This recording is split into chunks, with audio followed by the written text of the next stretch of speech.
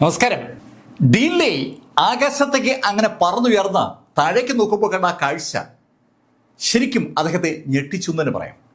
എണ്ണി എടുക്കാൻ കഴിയാത്ത ശൈലിയിൽ ഒരുപാട് മോൺസ്റ്റേഴ്സ് അവരുടെ സംഗീതം ലക്ഷ്യമാക്കി നീങ്ങിക്കൊണ്ടിരിക്കുകയാണ്. ഡീൻലി ഉടൻ തന്നെ താഴെ എത്തി താൻ കണ്ട കാഴ്ച എല്ലാവരോടും പറഞ്ഞു. അവിടെ സങ്കേതം കണ്ടെത്തിയിരിക്കുന്ന സ്ഥിതിക്ക് ഉറപ്പായും ആ ഫോർമേഷൻ പൊളിക്കാനുള്ള ഒരു ശ്രമം ആ മോൺസ്റ്റേഴ്സിന്റെ ഭാഗത്തുനിന്നുണ്ടാവും. ആ ഫോർമേഷൻ പൊളിഞ്ഞതിന് ശേഷം മോൺസ്റ്റേഴ്സുമായി ഏറ്റുമുട്ടുന്നതിന് പകരം തങ്ങളെ അറ്റാക്ക് ചെയ്യാൻ വരുന്ന ആളുകളെ തിരിച്ച് കയറി അടിക്കാനുള്ള ഒരു തീരുമാനത്തിലേക്ക് പെട്ടെന്ന് ആ ടീം എത്തി. ഡീൻലിയും ഫ്ലവർ ഗ്രാനിയും ജൂവും ചാങ് മാങ്ങും മാർക്ക് ഫെല്ലറും അതുപോലെ എമിലി ബ്ലാക്കും യാങ് റേയും മിലി ഉൾപ്പെടെയുള്ള ആ ടീം അടുത്ത നിമിഷത്തിൽ ആ ഫോർമേഷന്റെ പുറത്തേക്ക് കടന്നു. ഇപ്പോൾ ഒരുപാട് ആളുകൾ മാർക്ക് ഫെല്ലർക്കൊപ്പമുണ്ട്. ഡീമൺ സ്ലെയിങ് പീക്കിലെ ഹാൻസ് പീറ്ററും ഫ്ലവർ പീക്കിലെ ഒരുപാട് സുന്ദരികളും അതിശക്തരായ യോദ്ധാക്കളാണ്. ആ എൻറ്റയർ ടീം പെട്ടെന്ന് ആ ഫോർമേഷന് മുമ്പിലായി അണിനിരക്കുമ്പോൾ അവർക്ക് അതീവ രസകരമായ ഒരു കാഴ്ചയാണ് കാണാൻ കഴിയുന്നത്. മോൺസ്റ്റേഴ്സ് അവർക്ക് നേരെ വരുന്നുണ്ട്. ആ മോൺസ്റ്റേഴ്സ് ചിലർക്ക് ഒരു ജോഡി ചിറകാ ഉള്ളത്. ഒരു ജോഡി ചിറകുള്ള മോൺസ്റ്റേഴ്സ് ഒക്കെ ഒരു വശത്താണ്. മറ്റൊരു ഭാഗത്ത് രണ്ട് ജോഡി ചിറകുള്ള മോൺസ്റ്റേഴ്സാണ്. രണ്ട് ജോഡി ചിറകുള്ള ആ മോൺസ്റ്റേഴ്സിന് രണ്ട് കൈകൾ അധികമുണ്ട്. മനുഷ്യരെ പോലെ കാലിൽ തന്നെയാണ് ആ മോൺസ്റ്റേഴ്സ് നിൽക്കുന്നത്. വേണമെങ്കിൽ അവർക്ക് കൈയും കുത്താം.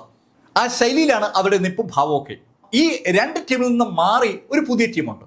അത് 3 ജോഡി ചിറകുകളുള്ള കൂറ്റൻ ഡീമൺ ബീസ്റ്റുകളാണ്. ശരിക്കും അവയാണ് നമുക്ക് മോൺസ്റ്റർ എന്ന് വിളിക്കാൻ കഴിയും. അത് 3 ജോഡി ചിറകുകളുള്ള കൂറ്റൻ മോൺസ്റ്റേഴ്സാണ്. ഡീമൺ ബീസ്റ്റുകളെക്കാൾ ശക്തി അവയ്ക്കുണ്ടെന്ന് ഒറ്റ നോട്ടത്തിൽ വ്യക്തമാണ്. ആ എൻ്റെ ടീമിൻ്റെയും ഒരു അച്ചടക്കം അതാണ് ഡീൻലിയും മാർക്ക് ഫെല്ലറെയും ഒരുപോലെ അതിശയിപ്പിച്ചത്.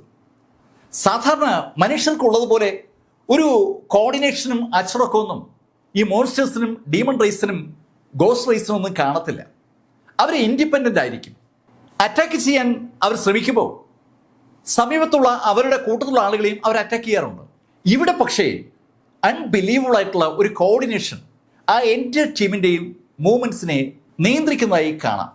അല്ലെങ്കിൽ ആരോ നിയന്ത്രിക്കുന്ന ഒരു രീതിക്കനുസരിച്ച് ആ ടീമുകൾ ചലിക്കുന്നതാണ്. മാർക്ക് ഫെല്ലർക്കൊപ്പമുള്ള ആളുകൾ മോൺസ്റ്റേഴ്സ് അടുത്തേക്ക് വരുന്നത് കേട്ടതും മുന്നോട്ട് കുതിച്ചു. ഈ യൂണിക്കോൺ ഫയർ കോണ്ടിനെന്റിലേക്ക് അവർ വരുമ്പോൾ തന്നെ അനവധി മോൺസ്റ്റേഴ്സുമായി അവർ ഏറ്റുമുട്ടിയത് കൊണ്ട് തന്നെ മോൺസ്റ്റേഴ്സിന്റെ ഒരു പവറിനെ കുറിച്ച് ഒരു ഏകദേശ ധാരണ മുന്നോട്ട് കുതിക്കുന്ന ചാങ് മാങ്ങിനും ജൂനും ഒക്കെ ഉണ്ട്. പക്ഷെ അവരുടെ ധാരണയെ തിരുത്തി കുറിച്ചുകൊണ്ട് അതിശക്തമായ ഒരു എതിർപ്പാണ് ആ മോൺസ്റ്റേഴ്സിന്റെ ഭാഗത്തുണ്ടായത്. ഒരു ജോഡി ചിറകുള്ള ആ മോൺസ്റ്റേഴ്സ് കണ്ണഞ്ചിക്കുന്ന വേഗതയിലാണ് മാർക്ക് ഫെല്ലറുടെ ടീമിനെതിരെ പാഞ്ഞു കയറുന്നത്. ആകാശത്തൂടെയും കരയിലൂടെയും ഒരുപോലെ അവര് ആ തണ്ടർ കോർട്ട്യാർഡിന്റെ ഡീൻലി നിയന്ത്രിക്കുന്ന ടീമിന് മുകളിലേക്ക് പാഞ്ഞു കയറുമ്പോൾ ഡീൻലിയും ഫ്ലവർ ഗ്രാനിയും അവരുടെ വിശ്വരൂപം പുറത്തെടുക്കുക തന്നെ ചെയ്തു. ഡിവൈൻ സ്പെല്ലുകളുടെ അനുസ്യൂതമായ ഒരു ഘോഷയാത്ര തന്നെ ഡീൻലിയുടെ ഭാഗത്തുനിന്നുണ്ടായതും ഫ്ലവർ ഗ്രാനിയെ തികച്ചും രസകരമായ ഒരു സ്റ്റൈലിലുള്ള അറ്റാക്കാണ് ആ 3 ജോഡി ചിറകുള്ള മോൺസ്റ്റേഴ്സിന് മുകളിൽ നടത്തിയത്. അവരാണ് ശക്തർ. ആ 3 ജോഡി ചിറകുള്ള മോൺസ്റ്റേഴ്സൊക്കെ മിക്കവാറും എല്ലാം തന്നെ സെക്കൻഡ് ലെവൽ ട്രിബുലേഷൻ ട്രാൻസെൻഡിങ് സ്റ്റേജിലെ യോദ്ധാക്കളുമാണ്. ഫ്ലവർ ഗ്രാനിക്ക് ഒപ്പം നിൽക്കുന്ന യോദ്ധാക്കളാണ്. ആ യോദ്ധാക്കളും ഫ്ലവർ ഗ്രാനിയും തമ്മിൽ ഇൻഡിപെൻഡന്റ് ആയി ഏറ്റുമുട്ടിയാൽ ഫ്ലവർ ഗ്രാനി ഉറപ്പായി വിജയിക്കും. പക്ഷെ ഇവിടെ ഫ്ലവർ ഗ്രാനി എതിരിടുന്നത് ഒരു കൂറ്റൻ ടീമാണ്, കോർഡിനേഷനുള്ള ടീമാണ്. ആ കോർഡിനേഷന്റെ ഗുണം സ്വാഭാവികമായും മാറുന്ന വീക്ഷിക്കുന്ന ആർക്കും കാണാൻ കഴിയും. ഫ്ലവർ ഗ്രാനിയെ മുന്നിലും പിന്നിലും വശങ്ങളിൽ നിന്ന് ഒരുപോലെ ആ 3 ജോഡി ചിറകുള്ള ആ കൂറ്റൻ മോൺസ്റ്റേഴ്സ് ആക്രമിച്ചു തുടങ്ങി. ആ ആക്രമണത്തിന്റെ ശക്തി കൂടിയതും ഫ്ലവർ ഗ്രാനി അവിടുന്ന് ആകാശത്തേക്ക് പറന്നുയർന്നു. ഫ്ലവർ ഗ്രാനി ആകാശത്തേക്ക് ഉയർന്നതും സ്വാഭാവികമായിട്ട് ആ 3 ജോഡി ചിറകുള്ള മോൺസ്റ്റേഴ്സും ഒരുപോലെ മുകളിലേക്ക് ഉയരുകയാണ്.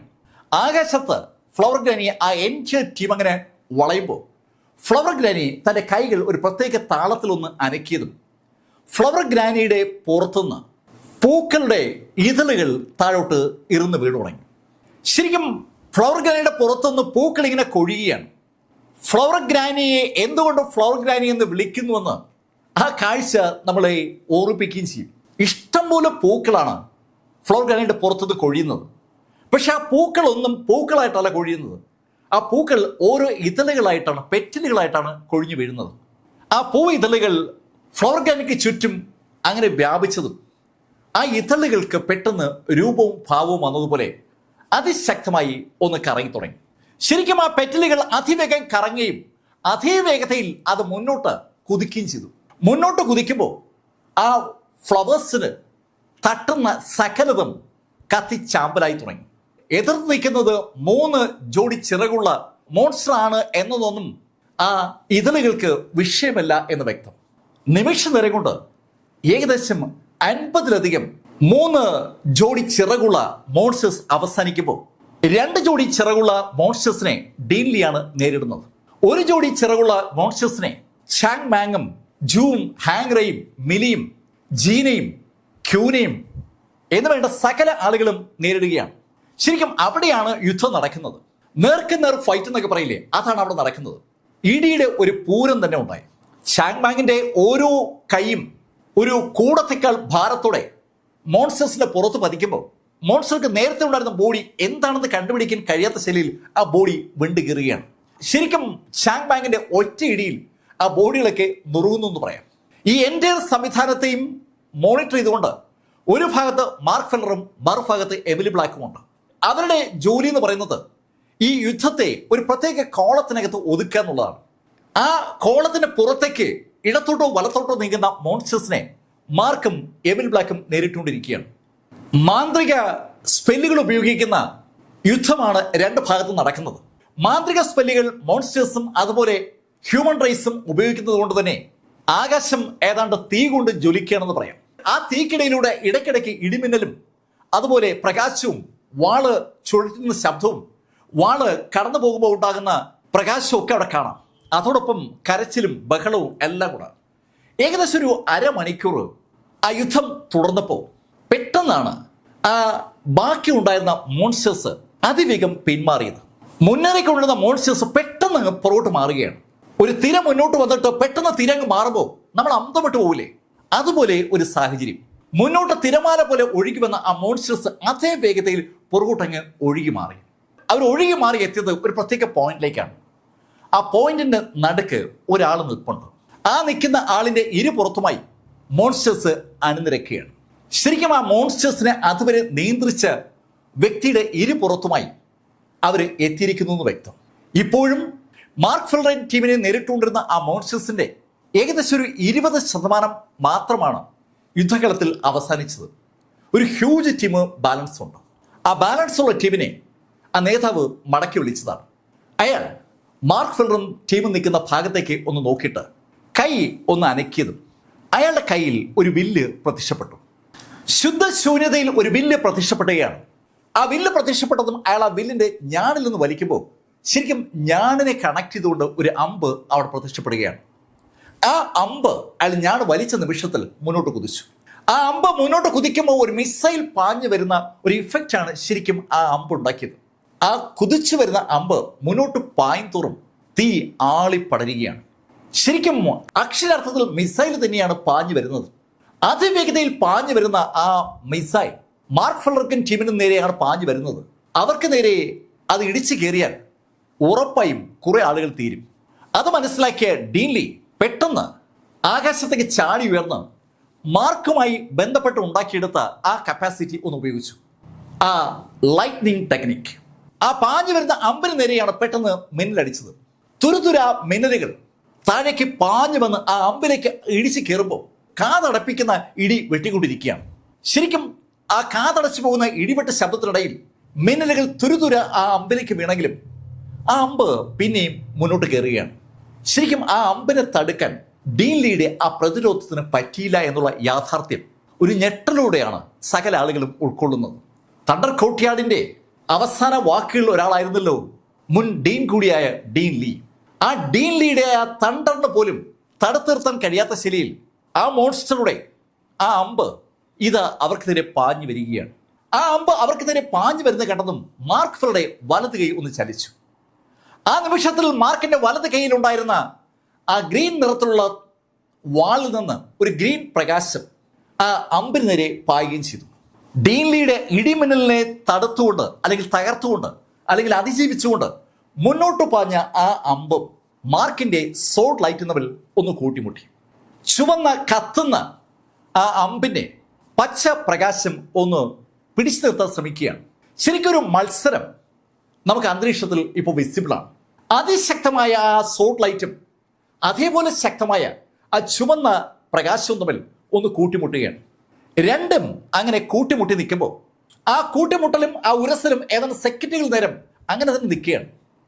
രണ്ടും വിട്ടുകൊടുക്കാൻ തയ്യാറല്ല.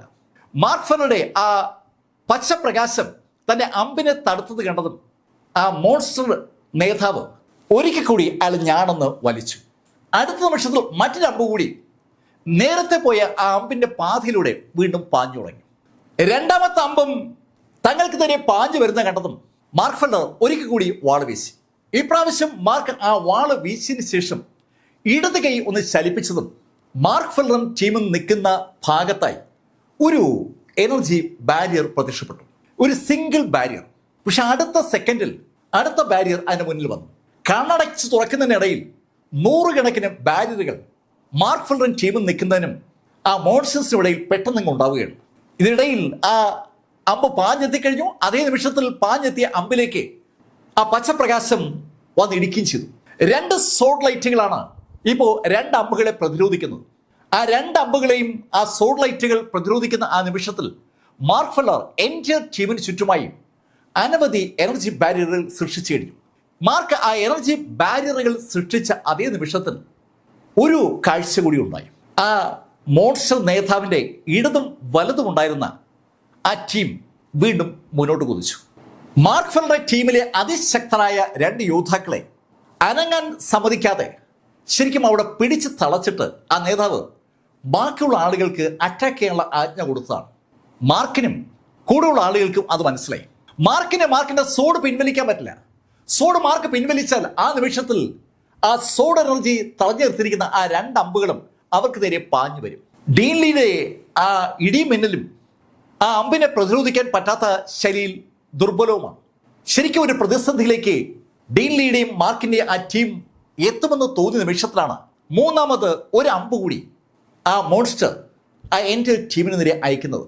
ആ അമ്പ് മുന്നോട്ട് പായുന്ന ആ മോൺസ്റ്റേഴ്സിനെ മറികടന്നുകൊണ്ട് അവർക്ക് മുന്നിലൂടെ ചുവന്ന തീ തുപ്പിക്കൊണ്ട് മാർക്ക് ഫെല്ലറും ടീമിന് നേരെ പാഞ്ഞു വരികയാണ്. ആ കാഴ്ച മാർക്ക് കണ്ടു. തങ്ങൾക്ക് നേരെ പാഞ്ഞു വരുന്ന ആ അമ്പിനെ പ്രതിരോധിക്കാതെ മാർക്ക് ഫെല്ലർ ആ സോഡ് ലൈറ്റ് കൊണ്ട് ആ രണ്ട് അമ്പിനെയും തടസ്സപ്പെടുത്തുന്നതിൽ മാത്രം കേന്ദ്രീകരിച്ചിരിക്കുകയാണ്. മാർക്ക് തടസ്സപ്പെടുത്തിയിരിക്കുന്ന ആ രണ്ട് അമ്പുകൾക്കും അടിയിലൂടെ ആ മൂന്നാമത്തെ അമ്പ് പാഞ്ഞു വരികയാണ്.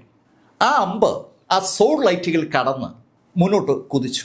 മുന്നോട്ട് ആ അമ്പ് കുതിക്കുമ്പോൾ അതിൻ്റെ അഗ്രഭാഗം ഒരു മിസൈൽ പോലെ ജ്വലിക്കുകയാണ്. ചുവന്ന തീയാണ് അതിൻ്റെ പ്രത്യേകത. ആ ചുവന്ന തീയും വഹിച്ചുകൊണ്ട് അത് മുന്നോട്ട് കയറുമ്പോൾ മാർക്ക് ഫെല്ലർ സൃഷ്ടിച്ചിരിക്കുന്ന ആ സിംഗിൾ ഫ്രെയിമുകൾക്കകത്തേക്കാണ് യഥാർത്ഥത്തിൽ ആ അമ്പങ്ങ് തുളച്ച് കയറിയത്.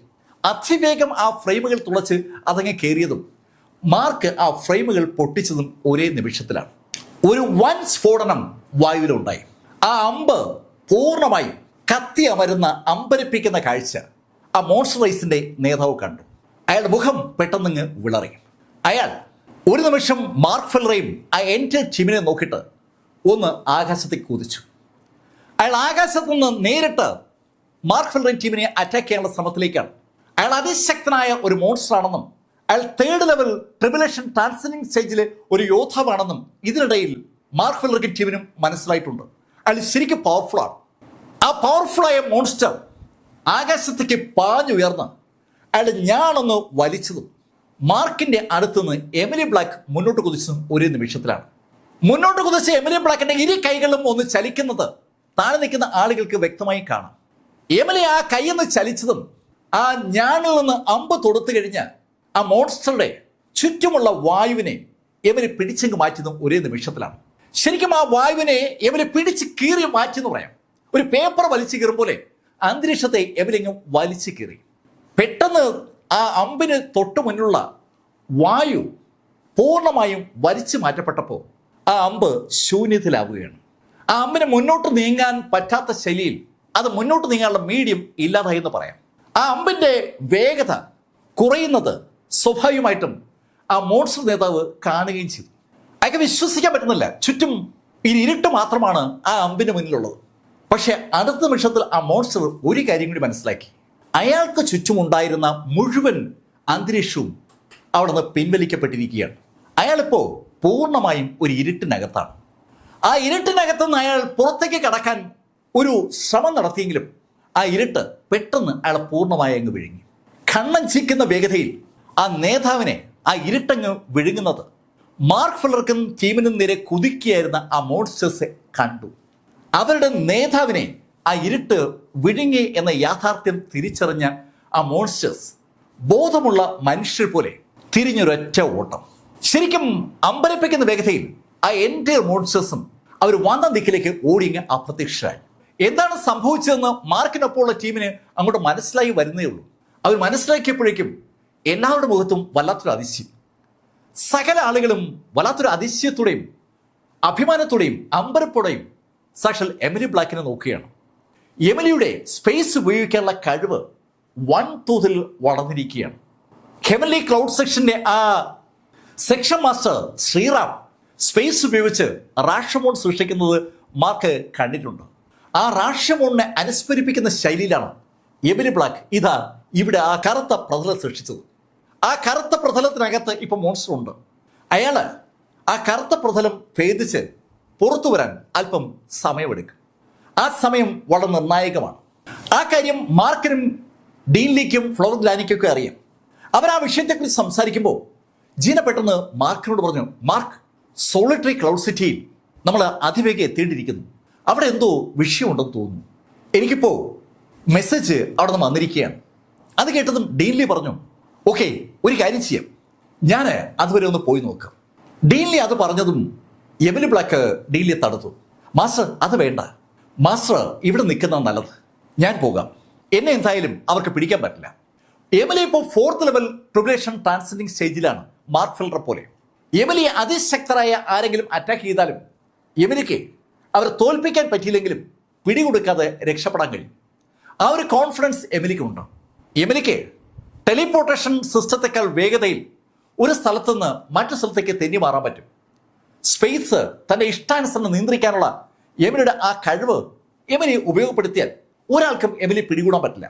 എമിലി അത് പറയുമ്പോൾ ഡീൻലിക്കും ഫ്ലവർ ഗ്ലാനിക്കും മാർക്കിനും കൂടുള്ള എല്ലാവർക്കും അത് മനസ്സിലാവും. പക്ഷെ മാർക്കിന്റെ മുഖത്ത് ഒരു വിഷമം. മാർക്ക് എമിലിയോട് പറഞ്ഞു, എമിലി ഇപ്പോൾ സോളിറ്ററി ക്ലൗഡ് സിറ്റിയിലേക്ക് പോയാൽ അത് അപകടം വിളിച്ചു വരുത്തില്ലേ? മാർക്ക്, പേടിക്കണ്ട, എനിക്കൊന്നും പറ്റില്ല, ഞാൻ ഒന്നുമല്ലെങ്കിൽ നിന്റെ ഭാര്യയല്ലേ. മാർക്ക് ഫെല്ലർക്ക് ആ മറുപടി അങ്ങ് കൊണ്ടു. മാർക്ക് ചിരിച്ചുകൊണ്ട് എമിലി ബ്ലാക്കിനെ യാത്രയാക്കി. എമിലി ബ്ലാക്ക് അതിവേഗം ആ യൂണിക്കോൺ ഫയർ കോണ്ടിനെന്റിൽ നിന്ന് സോളിറ്ററി ക്ലൗഡ് സിറ്റി ലക്ഷ്യമാക്കി നീങ്ങുമ്പോൾ മാർക്ക് ഫെല്ലറും ഡീൻലിയും ഫ്ലവർ ഗ്ലാനിയും ജീനയും ബാക്കിയുള്ള എൻ്റെ ടീമും അടുത്ത സ്റ്റേജിനെ കുറിച്ച് ആലോചിക്കുകയാണ്. താൽക്കാലികമായാണ് ആ മോൺസ്റ്റേഴ്സ് പിന്മാറിയിരിക്കുന്നത്. എപ്പോൾ വേണമെങ്കിലും അവർ തിരികെ വരാം. മാർക്ക് ഫെല്ലർ വാങ് ഫെങ്ങിനോട് ചോദിച്ചു, വാങ്, എന്തായി? മാർക്ക്, ഞാൻ അവസാന ഘട്ടത്തിലേക്ക് കടക്കുകയാണ്. ഒരു 3rd ലെവൽ ട്രിബുലേഷൻ ട്രാൻസെൻഡിങ് സ്റ്റേജുകാരനെ ഡിഫെൻഡ് ചെയ്യാനുള്ള കപ്പാസിറ്റി എന്തായാലും നമ്മൾ ഉടനെ നേടും. 3rd ലെവൽ ട്രിബുലേഷൻകാർ വരെ വാങ് ഫെങ്ങിന്റെ ആ ഫോർമേഷന് മുന്നിൽ പരാജയപ്പെടും. അതിന് മുകളിലുള്ള ആരെങ്കിലും വന്നാൽ വാങ് ഫെങ്ങിന് ഒന്നും ചെയ്യാൻ പറ്റില്ല. വാങ് ഫെങ് പറഞ്ഞു വരുന്നതിന്റെ അർത്ഥം അതാണ്. ഇപ്പോൾ ആ കൂട്ടത്തിൽ മാർക്കിനും എമിലിക്കും മാത്രമേ, എന്ന് പറഞ്ഞാൽ ഇപ്പോൾ അവിടെ മാർക്കിനും എമിലിക്കും മാത്രമേ ആ ഫോർമേഷൻ തകർക്കാൻ പറ്റൂ എന്നാണ്. ബാക്കിയുള്ള ആര് വിചാരിച്ചാലും ആ ഫോർമേഷൻ തകർക്കാൻ കഴിയില്ല. അത്ര ശക്തമായ ഫോർമേഷനാണ് അവിടെ ആ ഫയർ യൂണിക്കോൺ കോണ്ടിനെന്റിൽ ജീനയുടെ കുടുംബക്കാരുടെ ആ സ്ഥലത്ത് ഇപ്പോൾ വാങ് ഫെങ് ഉണ്ടാക്കിക്കൊണ്ടിരിക്കുന്നത്. വാങ് ഫെങ്ങിനെ സഹായിച്ചുകൊണ്ട് ജീനയുടെ ടീമും അതുപോലെ ക്യൂനയുടെ ടീമും എല്ലാം ഉണ്ട്. എല്ലാവരും വാങ് ഫെങ്ങുമായി ബന്ധപ്പെട്ട് ആ ഫോർമേഷൻ ഉറപ്പിക്കുന്ന പ്രക്രിയയിൽ ഏർപ്പെട്ടിരിക്കുമ്പോൾ ജൂവും ചാങ്മെങ്ങും ഡീൻലിയും ഫ്ലവർ ഗ്ലാനിയും ചാങ്റേയും മിലിയും മാർക്കും ബാക്കിയുള്ള സീനിയേഴ്സും ഒക്കെ ഒന്ന് ചിരിക്കുകയാണ്. അങ്കിൾ ഗുവാനാണ് സംസാരിച്ചു തുടങ്ങിയത്. മാർക്ക്, എനിക്കൊരു സംശയം തോന്നുന്നുണ്ട്. ഈ ഫയർ യൂണിക്കോൺ കോണ്ടിനെന്റിനകത്ത് ഈ മോൺസ്റ്റേഴ്സിന് എന്തെങ്കിലുമൊക്കെ ഉണ്ടാവും. ഞാൻ പറഞ്ഞു വരുന്നത് അവരുടെ താവളത്തെക്കുറിച്ചാണ്. താവളം ഉള്ളത് കൊണ്ടാവും അവരിവിടെ നിന്ന് ഒളിച്ചോടിയത്. നമുക്ക് കണ്ടുപിടിക്കാൻ കഴിയാത്ത ഏതൊക്കെയോ സ്ഥലത്ത് അവർ താവളം ഒരുക്കിയിട്ടുണ്ട്. അങ്കിൾ ഗുവാൻ അത് പറയുന്നതിന് മുന്നേ തന്നെ ഫ്ലവർ ഗ്രാനിയും ഡീൻലിയും ശരിക്കും ഒരു ഡിഡക്ഷൻ നടത്തി നോക്കിയിട്ടുണ്ട്. ആ ഡിഡക്ഷന്റെ ഫലമായിട്ട് അവർക്കും ആ കാര്യം ഇപ്പോൾ ബോധ്യമാണ്. അവിടുന്ന് ഓടിപ്പോയ ആ മോൺസ്റ്റേഴ്സിന്റെ ഓറയെ ഫ്ലവർ ഗ്രാനിയും ഡീൻലിയും ഫോളോ ചെയ്താണ് ആ ഡിഡക്ഷൻ നടത്തിയിരിക്കുന്നത്. അവർക്ക് അങ്ങ് ദൂരെയായി ഒരു സ്ഥലത്ത് ആ ഓറകൾ കേന്ദ്രീകരിക്കുന്ന പോലെ ഒരു തോന്നൽ. ഡീൻലി മാർക്കിനോട് പറഞ്ഞു, മാർക്ക്, നമുക്ക് ഒരു യാത്ര നടത്തിയാലോ? എനിക്ക് മോൺസ്റ്റേഴ്സിന്റെ സാന്നിധ്യം ഒരു പോയിന്റിൽ അനുഭവപ്പെടുന്നുണ്ട്. ഡീൻലി ആ ലക്ഷ്യം ഐഡന്റിഫൈ ചെയ്തതും ഡീൻലിയും ഫ്ലവർ ഗ്രാനിയും മാർക്കും ജൂവും ചാങ്മാങ്ങും ജീനയും ബാക്കി ഉള്ള 1-2 ആളുകളും ചേർന്ന് ആ ഭാഗത്തേക്ക് തിരിച്ചു. ബാക്കിയുള്ള മുഴുവൻ ആളുകളെയും ആ വാങ് ഫെങ് നിർമ്മിച്ചുകൊണ്ടിരിക്കുന്ന ആ ഫോർമേഷനകത്താക്കിയതിനു ശേഷമാണ് അവർ മുന്നേറിയത്. ഡീൻലിയും ഫ്ലവർ ഗ്രാനിയും മാർക്ക് ഫെല്ലറും ആ ഓറ ഡയറക്ട് ചെയ്ത് ഒരു പ്രത്യേക സ്ഥലത്തേക്ക് എത്തി. അവര് ആ ഫോർമേഷൻ ഉണ്ടാക്കിയിരിക്കുന്ന സ്ഥലത്ത് നിന്ന് ഒരു 10 കിലോമീറ്ററെങ്കിലും മാറിയുള്ള ഒരു സ്ഥലത്തേക്കാണ് അവർ എത്തിയിരിക്കുന്നത്. അവിടെ എത്തിയപ്പോൾ ആ ഓറയുടെ സാന്നിധ്യം ഏതാണ്ട് പൂർണ്ണമായും ഇല്ലാതായി എന്ന് പറയാം. ഓറ പൂർണ്ണമായും അവിടെ വെച്ച് മിസ്സായിരിക്കുന്നത് മനസ്സിലാക്കിയതും ഡീൻലി ആകാശത്തേക്ക് അങ്ങ് ഉയർന്നു. ആകാശത്തേക്ക് ഉയർന്ന ഡീൻലി മുകളിൽ നിന്ന് താഴേക്ക് ഇങ്ങനെ നോക്കി. അദ്ദേഹം ചുറ്റും ഒന്ന് വീക്ഷിക്കുകയാണ്. അതിനുശേഷം ഡീൻലി കണ്ണുകൾ അടച്ച് ആകാശത്ത് നിന്നുകൊണ്ട് തന്നെ ഒരു ഡിഡക്ഷൻ ആരംഭിച്ചു. ഏതാനും മിനിറ്റുകൾ കഴിഞ്ഞതും ഡീൻലി താഴേക്ക് വന്ന ഡീൻലി മാർക്കിനോട് പറഞ്ഞു, മാർക്ക്, ഇവിടെ നിന്ന് നേരെ തെക്കോട്ട് പോയാൽ ഒരു പോയിന്റിൽ എനിക്കൊരു സാന്നിധ്യം ഫീൽ ചെയ്യുന്നുണ്ട്. ഡീൻലി പറഞ്ഞ ആ ദിക്ക് ലക്ഷ്യമാക്കി ആ ടീം വീണ്ടും യാത്ര തിരിച്ചു. അവര് അങ്ങനെ മുന്നോട്ട് പോകുമ്പോൾ തികച്ചും അപ്രതീക്ഷിതമായി അതുവരെ അനുഭവപ്പെട്ടിരുന്ന ആ മോൺസ്റ്റർ റേസിന്റെ ഓറയ്ക്ക് പുറമെ മനുഷ്യരുടെ ഓറ കൂടി ഡീൻലിക്കും ഫ്ലവർ ഗ്രാനിക്കും കൂടുതലുള്ള എല്ലാവർക്കും അനുഭവപ്പെടുകയാണ്. അങ്കിൾ ഗുവാൻ അതെടുത്ത് പറയുകയും ചെയ്തു, മാർക്ക്, മനുഷ്യരുടെ ഓറയാണല്ലോ കൂടുതൽ അനുഭവപ്പെടുന്നത്. ഡീമൺ റേസിന്റെയും മോൺസ്റ്റർ റേസിന്റെയും ഗോസ്റ്റ് റേസിന്റെയും ഓറയിൽ നിന്ന് ഒരുപാട് വ്യത്യസ്തമുള്ള ഒരു ഓറയാണ് മനുഷ്യർക്കുള്ളത്. അത് ഈ അങ്കിൾ ഗുവാൻ ഉൾപ്പെടെയുള്ള ആളുകൾക്ക് വേഗം തിരിച്ചറിയാൻ കഴിയുന്ന ഓറയാണ്. ആ ഓറ ഇപ്പോ അവർക്ക് അനുഭവപ്പെട്ടു തുടങ്ങി. അങ്കിൾ ഗുവാൻ അത് പറയുമ്പോൾ ബാക്കി എല്ലാവർക്കും ആ ഓറ ഐഡന്റിഫൈ തുടങ്ങിയിരുന്നു. ജൂവും ചാങ്മാങ് ഉൾപ്പെടെയുള്ള ടീം ഇപ്പോൾ ആ കാര്യത്തിൽ ഏതാണ്ട് അഗ്രഗണ്യരാണെന്ന് പറയാം. അവരൊക്കെ ട്രിബുലേഷൻ ട്രാൻസെൻഡിങ് സ്റ്റേജിന്റെ ഫസ്റ്റ് ലെവലിലേക്ക് കടന്നിരിക്കുകയാണ്. കൾട്ടിവേഷൻ പ്രക്രിയ ദിവസവും നടന്നുകൊണ്ടിരിക്കുകയാണ്. അതുകൊണ്ട് തന്നെ മാർക്കിനൊപ്പമുള്ള ടീമിന്റെ ആ വളർച്ചയും അതിവേഗതയിലാണ്. അവര് അവസാനം ഒരു ഗ്രാമത്തിന്റെ ഭാഗത്തെത്തി. ശരിക്കും ആ ഗ്രാമത്തിലേക്ക് കടക്കുമ്പോൾ അവിടെ നിറയെ ആളുകളുള്ള ഒരു പ്രതീതി മാർക്കിനും ടീമിനും അനുഭവപ്പെടുകയും ചെയ്തു. അവരെല്ലാം സാധാരണ ആളുകളാണ്. ശരിക്കും വളരെ നാമമാത്രമായ അളവിലുള്ള ഓറ മാത്രമാണ് അവർക്കൊക്കെ ഉള്ളത്. ശക്തി കൂടുമ്പോഴാണ് ഓറയുടെ അളവ് കൂടുക. അവര് ഫോളോ ചെയ്തു വന്ന ഓറ അതല്ല എന്ന് വ്യക്തമാണ്. ഡീൻലി ഒരു പ്രത്യേക ദിശ ലക്ഷ്യമാക്കി മുന്നോട്ട് നീങ്ങിക്കൊണ്ടിരിക്കുകയാണ്. ഡീൻലിയുടെ പുറകെ മാർക്ക് ഫെല്ലറും ടീമും അങ്ങനെ നീങ്ങുമ്പോൾ അവസാനം അവര് ഒരു വലിയ കോട്ടയുടെ മുന്നിലെത്തി. കോട്ടയുടെ മുന്നിലേക്ക് അവരെത്തിയതും പെട്ടെന്ന് അവരെ 5-6 ആളുകളെങ്കിലും തടുത്തു. ഏയ്, ആരാ നിങ്ങൾ? എന്താ വേണ്ടേ? വളരെ ഗൗരവത്തിൽ ആ ചോദ്യങ്ങൾ ചോദിച്ചുകൊണ്ട് അനവധി ആളുകൾ അവിടെ മുന്നിലേക്ക് വന്നതും മാർക്ക് ഫെല്ലർ അവരോട് പറഞ്ഞു, ഞങ്ങൾക്ക് ഈ കോട്ടയ്ക്കകത്ത് ഒരാളെ നോക്കാനുണ്ട്. കോട്ടയ്ക്കകത്ത് ആളെ നോക്കാനോ? ആരെ? ഏയ്, നിന്റെ കൂട്ടത്തിൽപ്പെട്ട ഒരാളല്ല, ഒരു മോൺസ്റ്ററെ ഞങ്ങൾ ഫോളോ ചെയ്യുകയാണ്. ആ മോൺസ്റ്ററുടെ ഓറ ഞങ്ങൾക്ക് അകത്ത് അനുഭവപ്പെടുന്നുണ്ട്. അത് നോക്കിയാ ഞങ്ങൾ വരുന്നത്. ഏയ്, നിങ്ങൾ എന്താ ഈ പറയുന്നത്? മോൺസ്റ്റേഴ്സിന് കയറാൻ പറ്റാത്ത സ്ഥലമാണ് ഈ കോട്ട. ഈ കോട്ടയ്ക്കുള്ളിൽ മോൺസ്റ്റർ കയറിയെന്നൊക്കെ പറഞ്ഞാൽ ആരാ വിശ്വസിക്കുക? ഞങ്ങൾ ഈ കാവൽ നിൽക്കുമ്പോൾ ഒരു മോൺസ്റ്ററും അകത്ത് കിടക്കത്തില്ല. അയാൾ അങ്ങനെ പറഞ്ഞതും ഡീൻലി ആ വ്യക്തിയോട് പറഞ്ഞു, നോക്ക്, തർക്കിക്കാൻ എനിക്ക് സമയമില്ല. അങ്ങനെ ഡീൻലി പറഞ്ഞതും പെട്ടെന്ന് വാതിലങ്ങ് തുറക്കപ്പെട്ടു. വാതിൽ തുറന്ന ആളുകളെ കണ്ട മാർക്ക് ഫെല്ലർക്ക് വല്ലാത്തൊരു അതിശയം. വാതിൽ തുറന്ന് പുറത്തേക്ക് വന്നത് 3 ആളുകളാണ്. അതിൽ നടുക്കൂടെ വരുന്ന ആളിനെ മാർക്കിന് നല്ല പരിചയമുണ്ട്. മാർക്ക് ജൂനെ രക്ഷിക്കാനുള്ള പാരമേത ഫ്ലവർ തേടി ഒരു സ്ഥലത്ത് പോയപ്പോൾ ഒരു പെൺകുട്ടിയുമായി മാർക്ക് പരിചയപ്പെട്ടിരുന്നു. ആ പെൺകുട്ടി അറ്റാക്ക് ചെയ്യപ്പെട്ടപ്പോൾ മാർക്ക് അവിടെ പാഞ്ഞെത്തുകയും അവളെയും അവളുടെ വീട്ടുകാരെയൊക്കെ രക്ഷിക്കുകയും ചെയ്തതാണ്. ആ നിമിഷത്തിൽ ആ പെൺകുട്ടി മാർക്കിനോട് ഒരു സന്യാസി അവരെ രക്ഷിക്കാൻ ശ്രമിച്ച കാര്യം പറഞ്ഞിരുന്നു. ആ സന്യാസി മോൺസ്റ്റേഴ്സുമായി ഏറ്റുമുട്ടിക്കൊണ്ടിരിക്കുകയാണെന്നാണ് അന്ന് അവൾ പറഞ്ഞത്. മാർക്ക് ആ സന്യാസിയുടെ അടുത്ത് ചെല്ലുമ്പോൾ ശരിക്കും ആ പെൺകുട്ടി പറഞ്ഞത് ശരിയാണ്. ആ സന്യാസി മോൺസ്റ്റേഴ്സുമായി ഏറ്റുമുട്ടുകയാണ്. അന്ന് ആ സന്യാസിയും ആ മോൺസ്റ്റേഴ്സുമുള്ള ഏറ്റുമുട്ടൽ മാർക്ക് കൗതുകത്തോടെ കണ്ടതാണ്. മാർക്കും ആ സന്യാസിക്കൊപ്പം ആ ഫൈറ്റിൽ ചേരുകയും അവസാനം മാർക്കിനെ സന്യാസി അവിടെ നിന്ന് രക്ഷിച്ച് ഒരു സ്ഥലത്തേക്ക് കൊണ്ടുവന്ന കഥ മാർക്കിന്റെ മനസ്സിൽ ഇപ്പോഴും ഉണ്ട്. അമാനുഷ്യമായ ശേഷിയുള്ള ഒരാളാണ് ആ സന്യാസി. ആ സന്യാസിയും വേറെ 2 ആളുകളുമാണ് അവർക്ക് നേരെ നടന്നു വരുന്നത്. മാർക്ക് ആ സന്യാസി കണ്ടപ്പോൾ അറിയാതെ കൈ കൂപ്പി പോവുകയാണ്. കൈകൂപ്പുന്ന മാർക്കിനെ കണ്ടതും ആ സന്യാസി ചിരിച്ചുകൊണ്ട് മാർക്കിനോട് പറഞ്ഞു, ഹേ മാർക്ക്, എന്താ ഇവിടെ? അതിന് മറുപടി പറഞ്ഞത് ഡീൻലിയാണ്. ഹലോ സന്യാസി ശ്രേഷ്ഠ, ഞങ്ങൾ ഇവിടേക്ക് വന്നത് ഒരു മോൺസ്റ്റർ തിരക്കിയാണ്. മോൺസ്റ്ററെയോ? ഇവിടെയോ? അങ്ങനെ ആ സന്യാസി ചോദിച്ചതും ഫ്ലവർ ഗ്രാനിയുടെ കണ്ണ് ആ സന്യാസിയുടെ ഇടതുവശത്തേക്കുന്ന ആളുടെ മുഖത്ത് പതിഞ്ഞു. ഫ്ലവർ ഗ്രാനി ആ ആളെ സൂക്ഷിച്ചു നോക്കുന്നത് അയാളും കണ്ടു. ഫ്ലവർ ഗ്രാനിയുടെ തീക്ഷ്ണമായ നോട്ടം ആ ആളിന്റെ മുഖത്ത് അങ്ങനെ പാഞ്ഞു കയറുമ്പോൾ അയാൾക്കൊരു അസ്വസ്ഥത ഫീൽ ചെയ്തു തുടങ്ങി. അയാളുടെ അസ്വസ്ഥത പതുക്കെ ഒരു പരിഗണിലേക്ക് മാറി. അയാൾ ഒരു സ്റ്റെപ്പ് പുറകോട്ട് മാറുന്നത് കണ്ടതും ഡീൻലിയും ഫ്ലവർ ഗ്രാനിയും അയാൾക്ക് നേരെ കുതിച്ചു. ആ സന്യാസിക്ക് എന്തെങ്കിലും പറയാനോ ചെയ്യാനോ കഴിയും മുമ്പ് ആ സന്യാസിയുടെ ഇടതുവശത്ത് നിന്ന ആളുടെ അടുത്തേക്ക് ഡീൻലിയും ഫ്ലവർ ഗ്രാനിയും പറന്നെത്തിക്കഴിഞ്ഞു. അവര് പറന്നെത്തുമ്പോഴേക്കും ആ പരിങ്ങി നിന്ന ആള് പെട്ടെന്ന് അവിടെ നിന്ന് ആകാശത്തേക്ക് പറന്നുയർന്നു.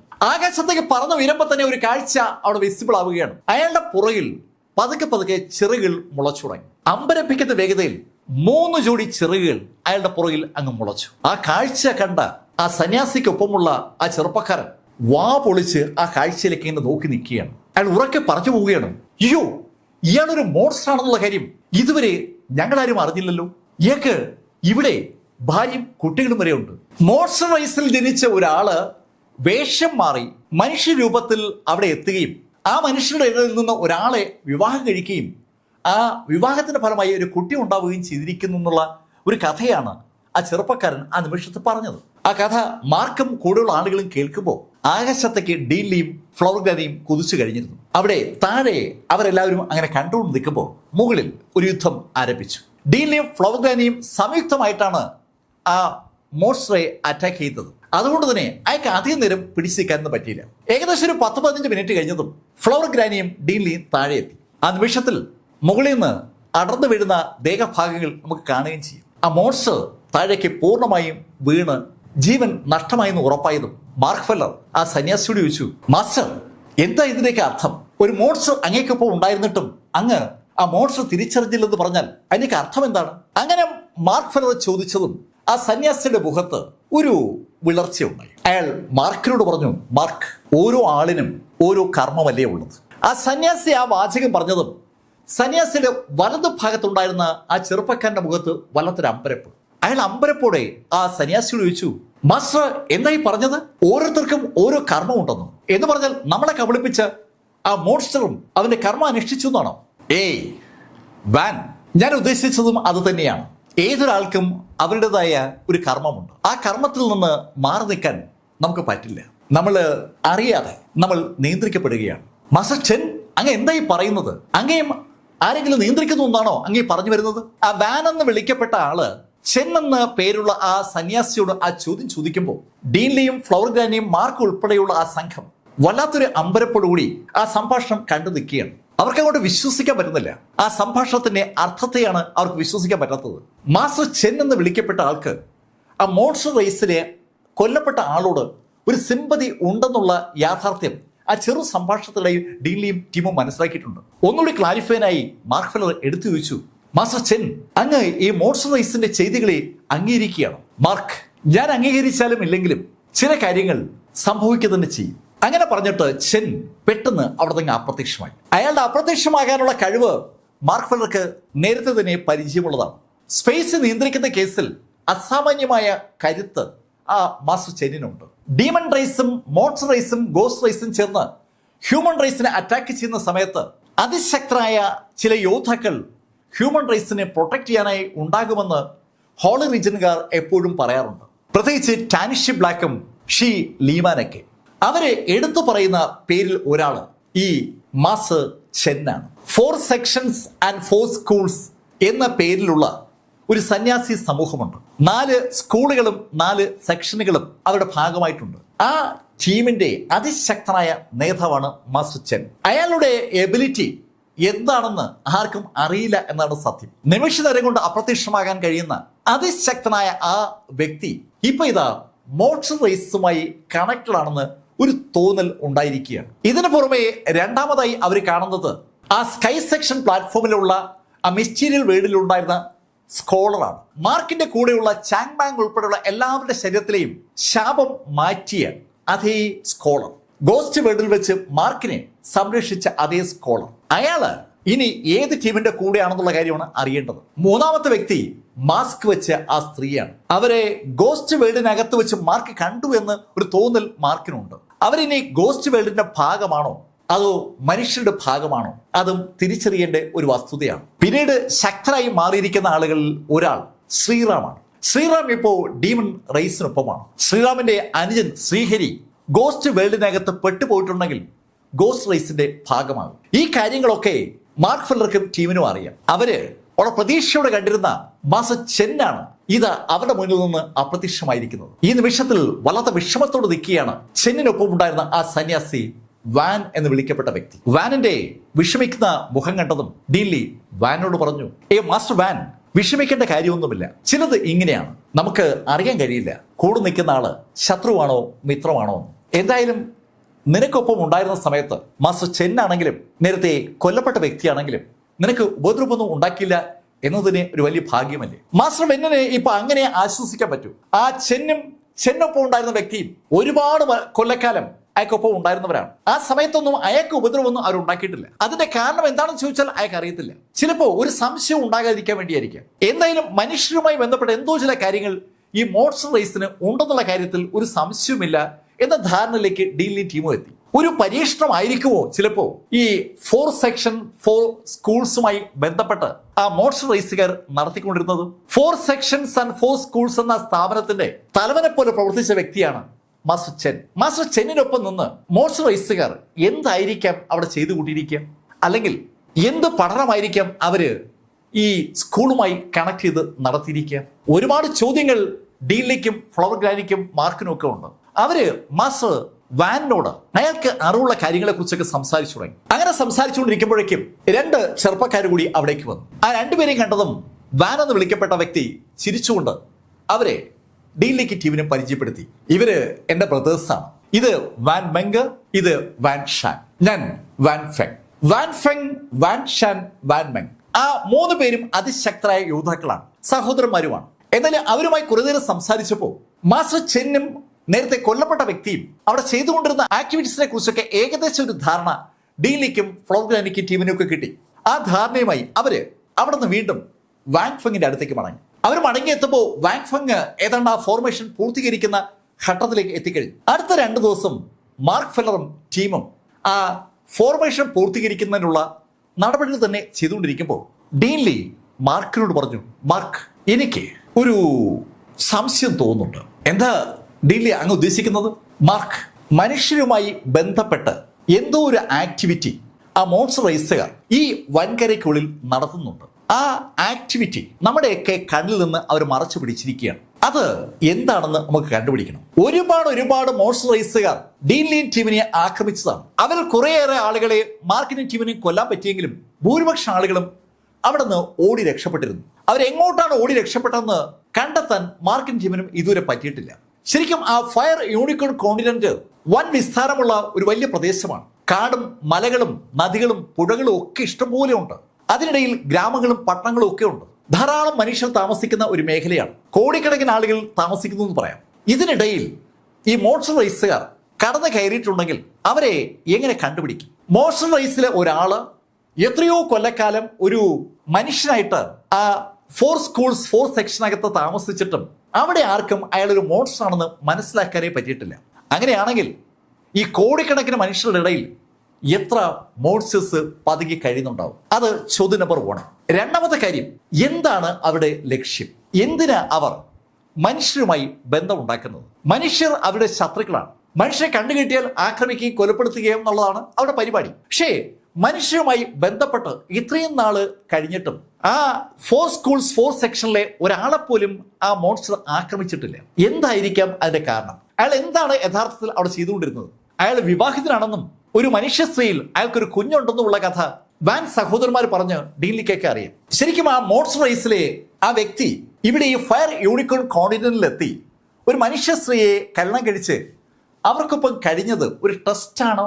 അങ്ങനെ ചോദ്യം ഉന്നയിച്ചത് അങ്കിൾ ഗുവാനാണ്. അങ്കിൾ ഗുവാൻ യഥാർത്ഥത്തിൽ ഒരു ചെടിയായിരുന്നു. ആ ചെടി കാലക്രമേണ സ്പിരിച്വൽ എനർജി സ്വീകരിച്ച് ശക്തി നേടി മനുഷ്യ രൂപത്തിലേക്ക് വന്നതാണ്. ഈ മാറ്റങ്ങളെ കുറിച്ച് അങ്കിൾ ഗുവാന് ഏകദേശം ധാരണയുണ്ട്. അങ്കിൾ ഗുവാൻ ആ ചോദ്യം ഉന്നയിച്ചപ്പോൾ സകലരുടെ ഉള്ളിലും ഒരു സംശയം ഉണ്ടായി. ശരിക്കും ഇവിടെ ഈ കോണ്ടിനെന്റിനകത്ത് ഈ മോൺസ്റ്റേഴ്സ് എന്തായിരിക്കാം യഥാർത്ഥത്തിൽ ചെയ്തുകൊണ്ടിരിക്കുന്നത്, അല്ലെങ്കിൽ അങ്ങനെ അവർ എന്തെങ്കിലും ചെയ്യുന്നുണ്ടെങ്കിൽ അത് എവിടെ വെച്ചായിരിക്കും, അത് ഏത് പ്ലേസ് ആണ്, അങ്ങനെ ഒരു പ്ലേസ് ഉണ്ടെങ്കിൽ അത് കണ്ടെത്തിയേ പറ്റൂ. അങ്ങനെ ഒരു ധാരണയിലേക്ക് ആ എൻ്റെ ടീമും വന്നതും അവര് ആ പ്ലേസ് കണ്ടെത്താനുള്ള ഒരു അന്വേഷണം ആരംഭിച്ചു. ഏകദേശം 3 ദിവസം തലങ്ങും വിലങ്ങും അന്വേഷിച്ചിട്ടും അവർക്ക് അത്തരത്തിലൊരു പ്ലേസ് കണ്ടെത്താൻ പറ്റിയില്ല. ആ പ്ലേസ് അങ്ങനെ തിരക്കി കണ്ടെത്താൻ കഴിയില്ല എന്ന് മനസ്സിലായതും ഡീൻലി വീണ്ടും തന്നെ ഡിഡക്ഷൻ ടെക്നിക്ക് ആരംഭിച്ചു. അങ്ങനെ കുറെ നേരത്തെ ഡിഡക്ഷൻ കഴിഞ്ഞതും ഡീൻലി കൂടുള്ളവരോട് പറഞ്ഞു, നമുക്ക് ഇവിടുന്ന് ഇടതുവശത്തേക്ക് നീങ്ങാം. ഡീൻലി ചൂണ്ടിക്കാണിച്ച ആ ഭാഗം മലനിരകളാണ്. ശരിക്കും പുഴകളും അതുപോലെ കാടുമുള്ള വൻ മലകളുള്ള ഒരു ദിശയിലേക്കാണ് ഡീൻലി കൈ ചൂണ്ടിയത്. ഡീൻലി കൈ ചൂണ്ടിയ ദിശയിലേക്ക് ആ എൻ്റെ ടീമും പതുക്കെ യാത്ര തിരിച്ചു. ഫയർ യൂണിക്കോൺ കോണ്ടിനെന്റിനകത്ത് ഒരു ഫോർമേഷൻ സൃഷ്ടിച്ച് സുരക്ഷിതമാക്കിയതിന് ശേഷം ആ ഫോർമേഷനകത്ത് തങ്ങാതെ ആ മുഴുവൻ ടീമും ഡീൻലിയുടെ പുറകിൽ യാത്ര തിരിച്ചിരിക്കുകയാണ്. അവര് ഒരു 6-7 മണിക്കൂർ നടന്നപ്പോഴേക്കും മലനിരകൾ തുടങ്ങുന്ന ഭാഗത്തെത്തി. ആ മലനിരകൾ തുടങ്ങുന്ന ഭാഗത്തെത്തിയതും ഡീൻലി ആകാശത്തേക്ക് ഒന്ന് കുതിച്ചു. ഒത്തിരി മുകളിലേക്ക് പോയ ഡീൻലി താഴേക്ക് നോക്കുമ്പോൾ മലകൾ അങ്ങനെ മടങ്ങി മടങ്ങി കിടക്കുന്നത് കാണാം. ആ മലയിടുക്കിന്റെ അകത്തേക്ക് പറന്നിറങ്ങിയ ഡീൻലി അല്പസമയം കഴിഞ്ഞതും മടങ്ങിയെത്തി. അയാൾ എന്നോട് പറഞ്ഞു, അവിടെ ആ മലയിടുക്കിനകത്ത് എന്തൊക്കെയോ കാണുന്നുണ്ട്. ആ മലയിടുക്കിന് അകത്താണ് ശരിക്കും ഓറയുടെ സാന്നിധ്യമുള്ളത്. ഡീൻലി ഡിഡക്ട് ചെയ്യുന്നത് ഇമോഷണലൈസിന്റെ ഓറയാണ്. വളരെ നേരിയ അളവിൽ ഡീൻലിക്ക് ലഭിച്ച ആ ഓറയെ ഫോളോ ചെയ്താണ് ഡീൻലി ഇപ്പോൾ ആ മലനിരകളിൽ എത്തിയിരിക്കുന്നത്. കാടും മലകളുള്ള ആ ഭാഗത്ത് ഡീൻലി മാർക്ക് ഫെല്ലർ ടീം അനുഗമിക്കുകയാണ്. മലകൾ കയറി ഇറങ്ങി പുഴകൾ കടന്ന് അവര് 2 മലകൾക്ക് ഇടയിലായി എത്തി. അവിടെ അതിവിശാലമായ ഒരു സമതലമാണ് അവിടെ കൺമുന്നിൽ കാണുന്നത്. ആ സമതലത്തിൽ പ്രത്യേകിച്ച് ഒന്നും കാണാനില്ലല്ലോ എന്ന് എല്ലാവരും ആലോചിക്കുമ്പോൾ ഡീൻലി ആ മലയിടുക്ക് കൂടി ആ സമതലത്തിലേക്ക് ഇറങ്ങി. ആ സമതലത്തിലേക്ക് ഇറങ്ങിയ ഡീൻലി ആ ചുറ്റുമൊന്ന് നിരീക്ഷിച്ചിട്ട് ആ നിരന്ന ഭൂമി കൂടെ നടന്ന് ഇടതു ഭാഗത്തുള്ള മലയുടെ ഭാഗത്തെത്തി. അവിടെ എത്തിയ ഡീൻലി അന്തരീക്ഷത്തിൽ പതുക്കെ ഒന്ന് കൈ അനക്കി തുടങ്ങി. ഡീൻലി അങ്ങനെ കൈ അനക്കി തുടങ്ങിയതും മാർക്കിന് കാര്യം മനസ്സിലായി. അവിടെ ഒരു മിസ്റ്റിക് വേൾഡ് ഉണ്ട്. മിസ്റ്റിക് വേൾഡുകൾ സ്വന്തമായി സൃഷ്ടിക്കാനുള്ള കപ്പാസിറ്റി ഉള്ള ആളാണ് ഡീൻലി. അതുകൊണ്ട് തന്നെ ഡീൻലിക്ക് അവിടെ ഒരു മിസ്റ്റിക് വേൾഡ് ഉണ്ട് എന്ന് മനസ്സിലാക്കാൻ അധികം സമയമൊന്നും വേണ്ടി വന്നില്ല. ഡീൻലി ആ കൈ അങ്ങനെ പരതി വന്നപ്പോൾ അവർക്ക് മുന്നിലായി ഒരു കൂറ്റൻ മതിൽ പ്രത്യക്ഷപ്പെടുകയാണ്. ശരിക്കും കണ്ടാൽ സുതാര്യമായ മതിലിനെ തോന്നുന്നു, പക്ഷെ മറുഭാഗത്തുള്ള ഒന്നും അവർക്ക് കണ്ടുകൂടാ എന്നാണ് സത്യം. മതിൽ തന്നെയാണ്, പക്ഷേ എനർജി കൊണ്ടുള്ള മതിലാണ്. ആ എനർജിക്ക് അകത്തൂടി അകം കാണേണ്ടതാണ്, പക്ഷെ കാണാൻ പറ്റുന്നില്ല. അതിശക്തരായ ആരോ ഒരു അടിപൊളി ബാരിയർ ഉണ്ടാക്കിയിരിക്കുകയാണ്. ആ ബാരിയർ ഉള്ള ഭാഗത്തേക്ക് നടക്കുമ്പോൾ അവർക്ക് മുന്നേറാൻ പറ്റുന്നില്ല. ശരിക്കും ആ വഴി സീൽഡാണ്. ആ സീലുള്ള മതിലിന് ചുറ്റും ആ സംഘം അങ്ങനെ നടന്നു നോക്കിയെങ്കിലും അവർക്ക് അകത്തേക്ക് പോകാനേ പറ്റുന്നില്ല. ഈ കാട്ടിനുള്ളിൽ ഈ മലകൾക്കിടയിൽ ആ സമതലത്തിന് സമീപത്തായി മതില് കെട്ടി തിരിച്ച് ആ സ്ഥലം ആരുടേതാണ്. അകത്തുള്ള കാഴ്ചകളാണെങ്കിൽ വിസിബിളുമല്ല.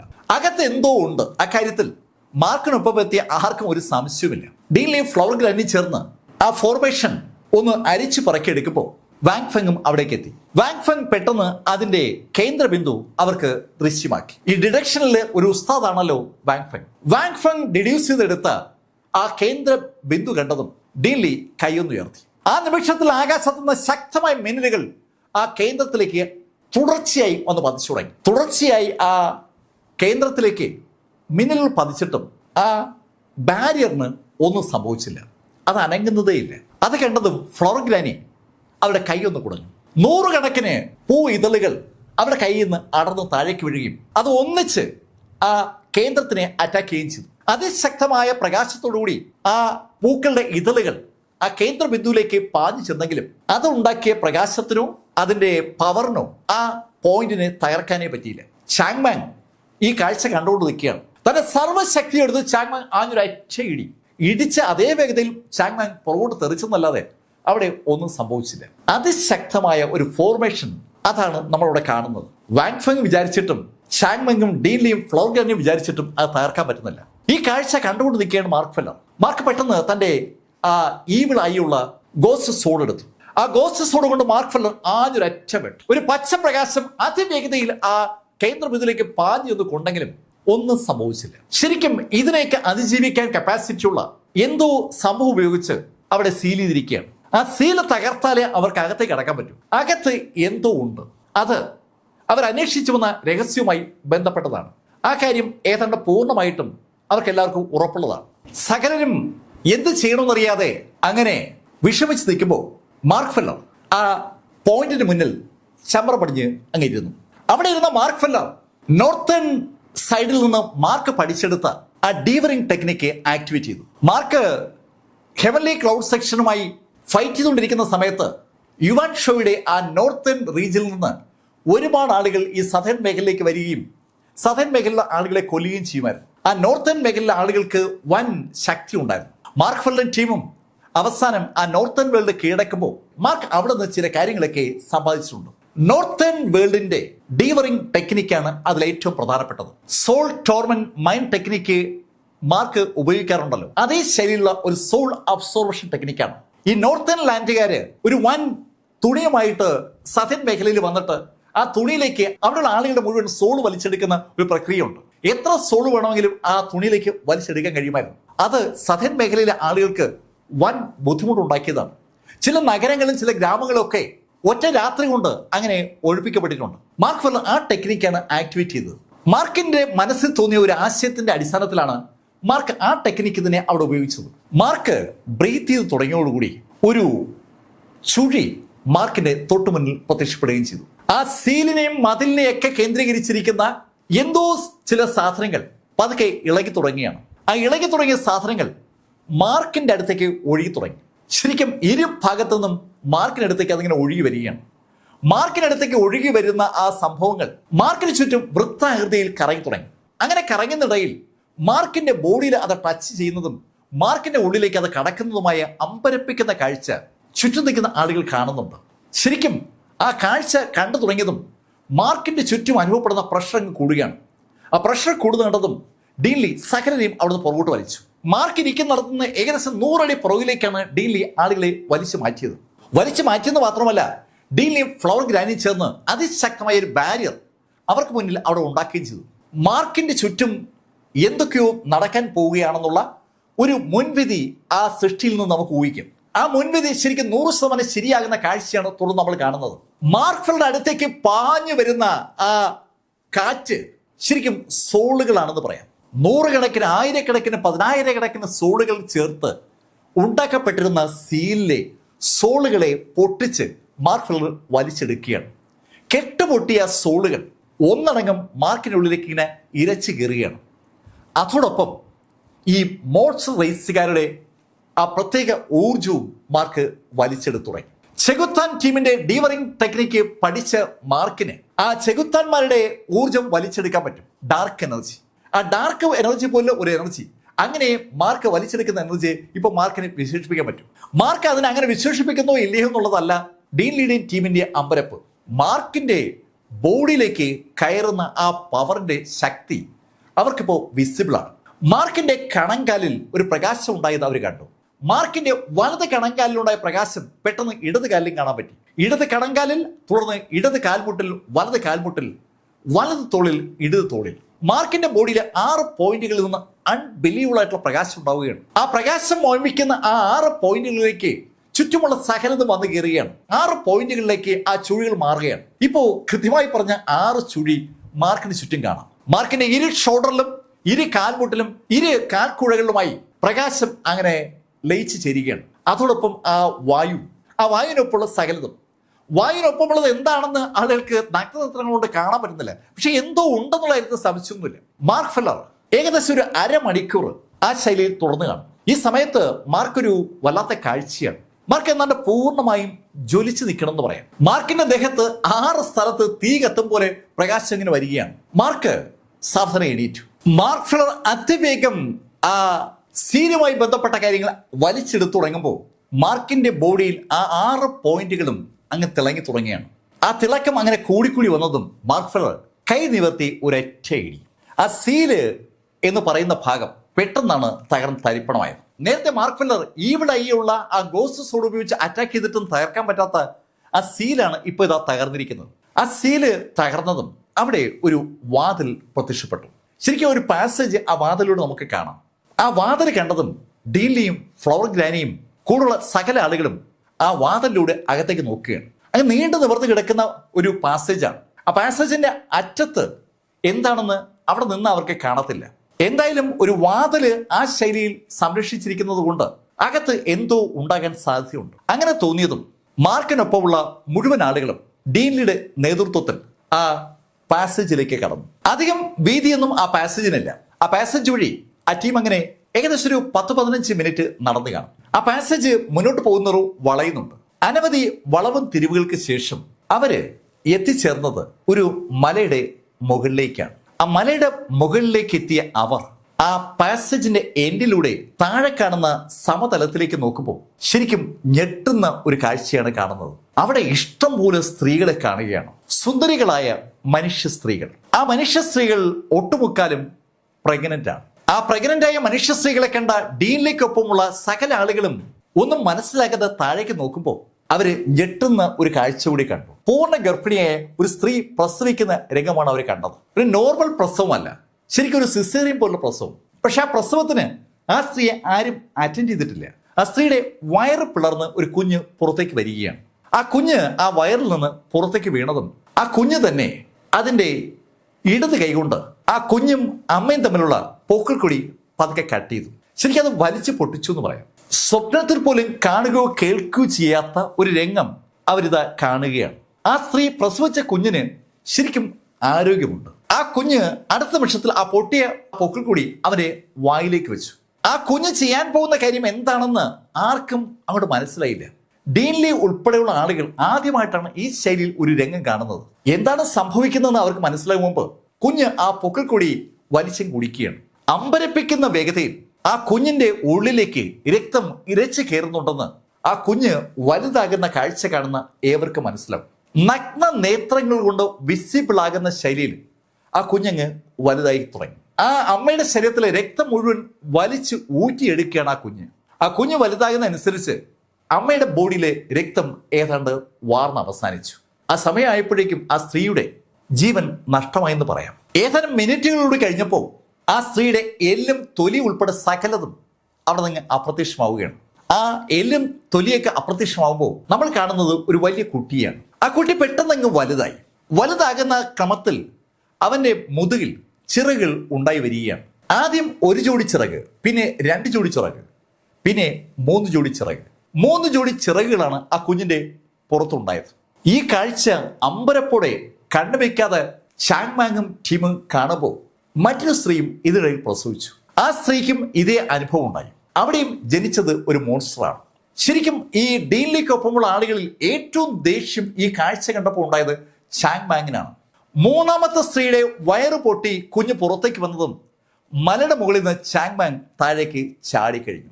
ചാങ്മാങ് താഴേക്ക് ചാടി വീഴുമ്പോൾ ഈ കാഴ്ചകൾ നിയന്ത്രിക്കുന്ന ഒരു കൂട്ടം മോൺസ്റ്റേഴ്സ് ചാങ്മാങ്ങിന് നേരെ ഓടിയെടുത്തു. ഒരു കൂട്ടം എന്ന് പറയുമ്പോൾ ഏകദേശം 1000-ഓളം ആളുകൾ വരും.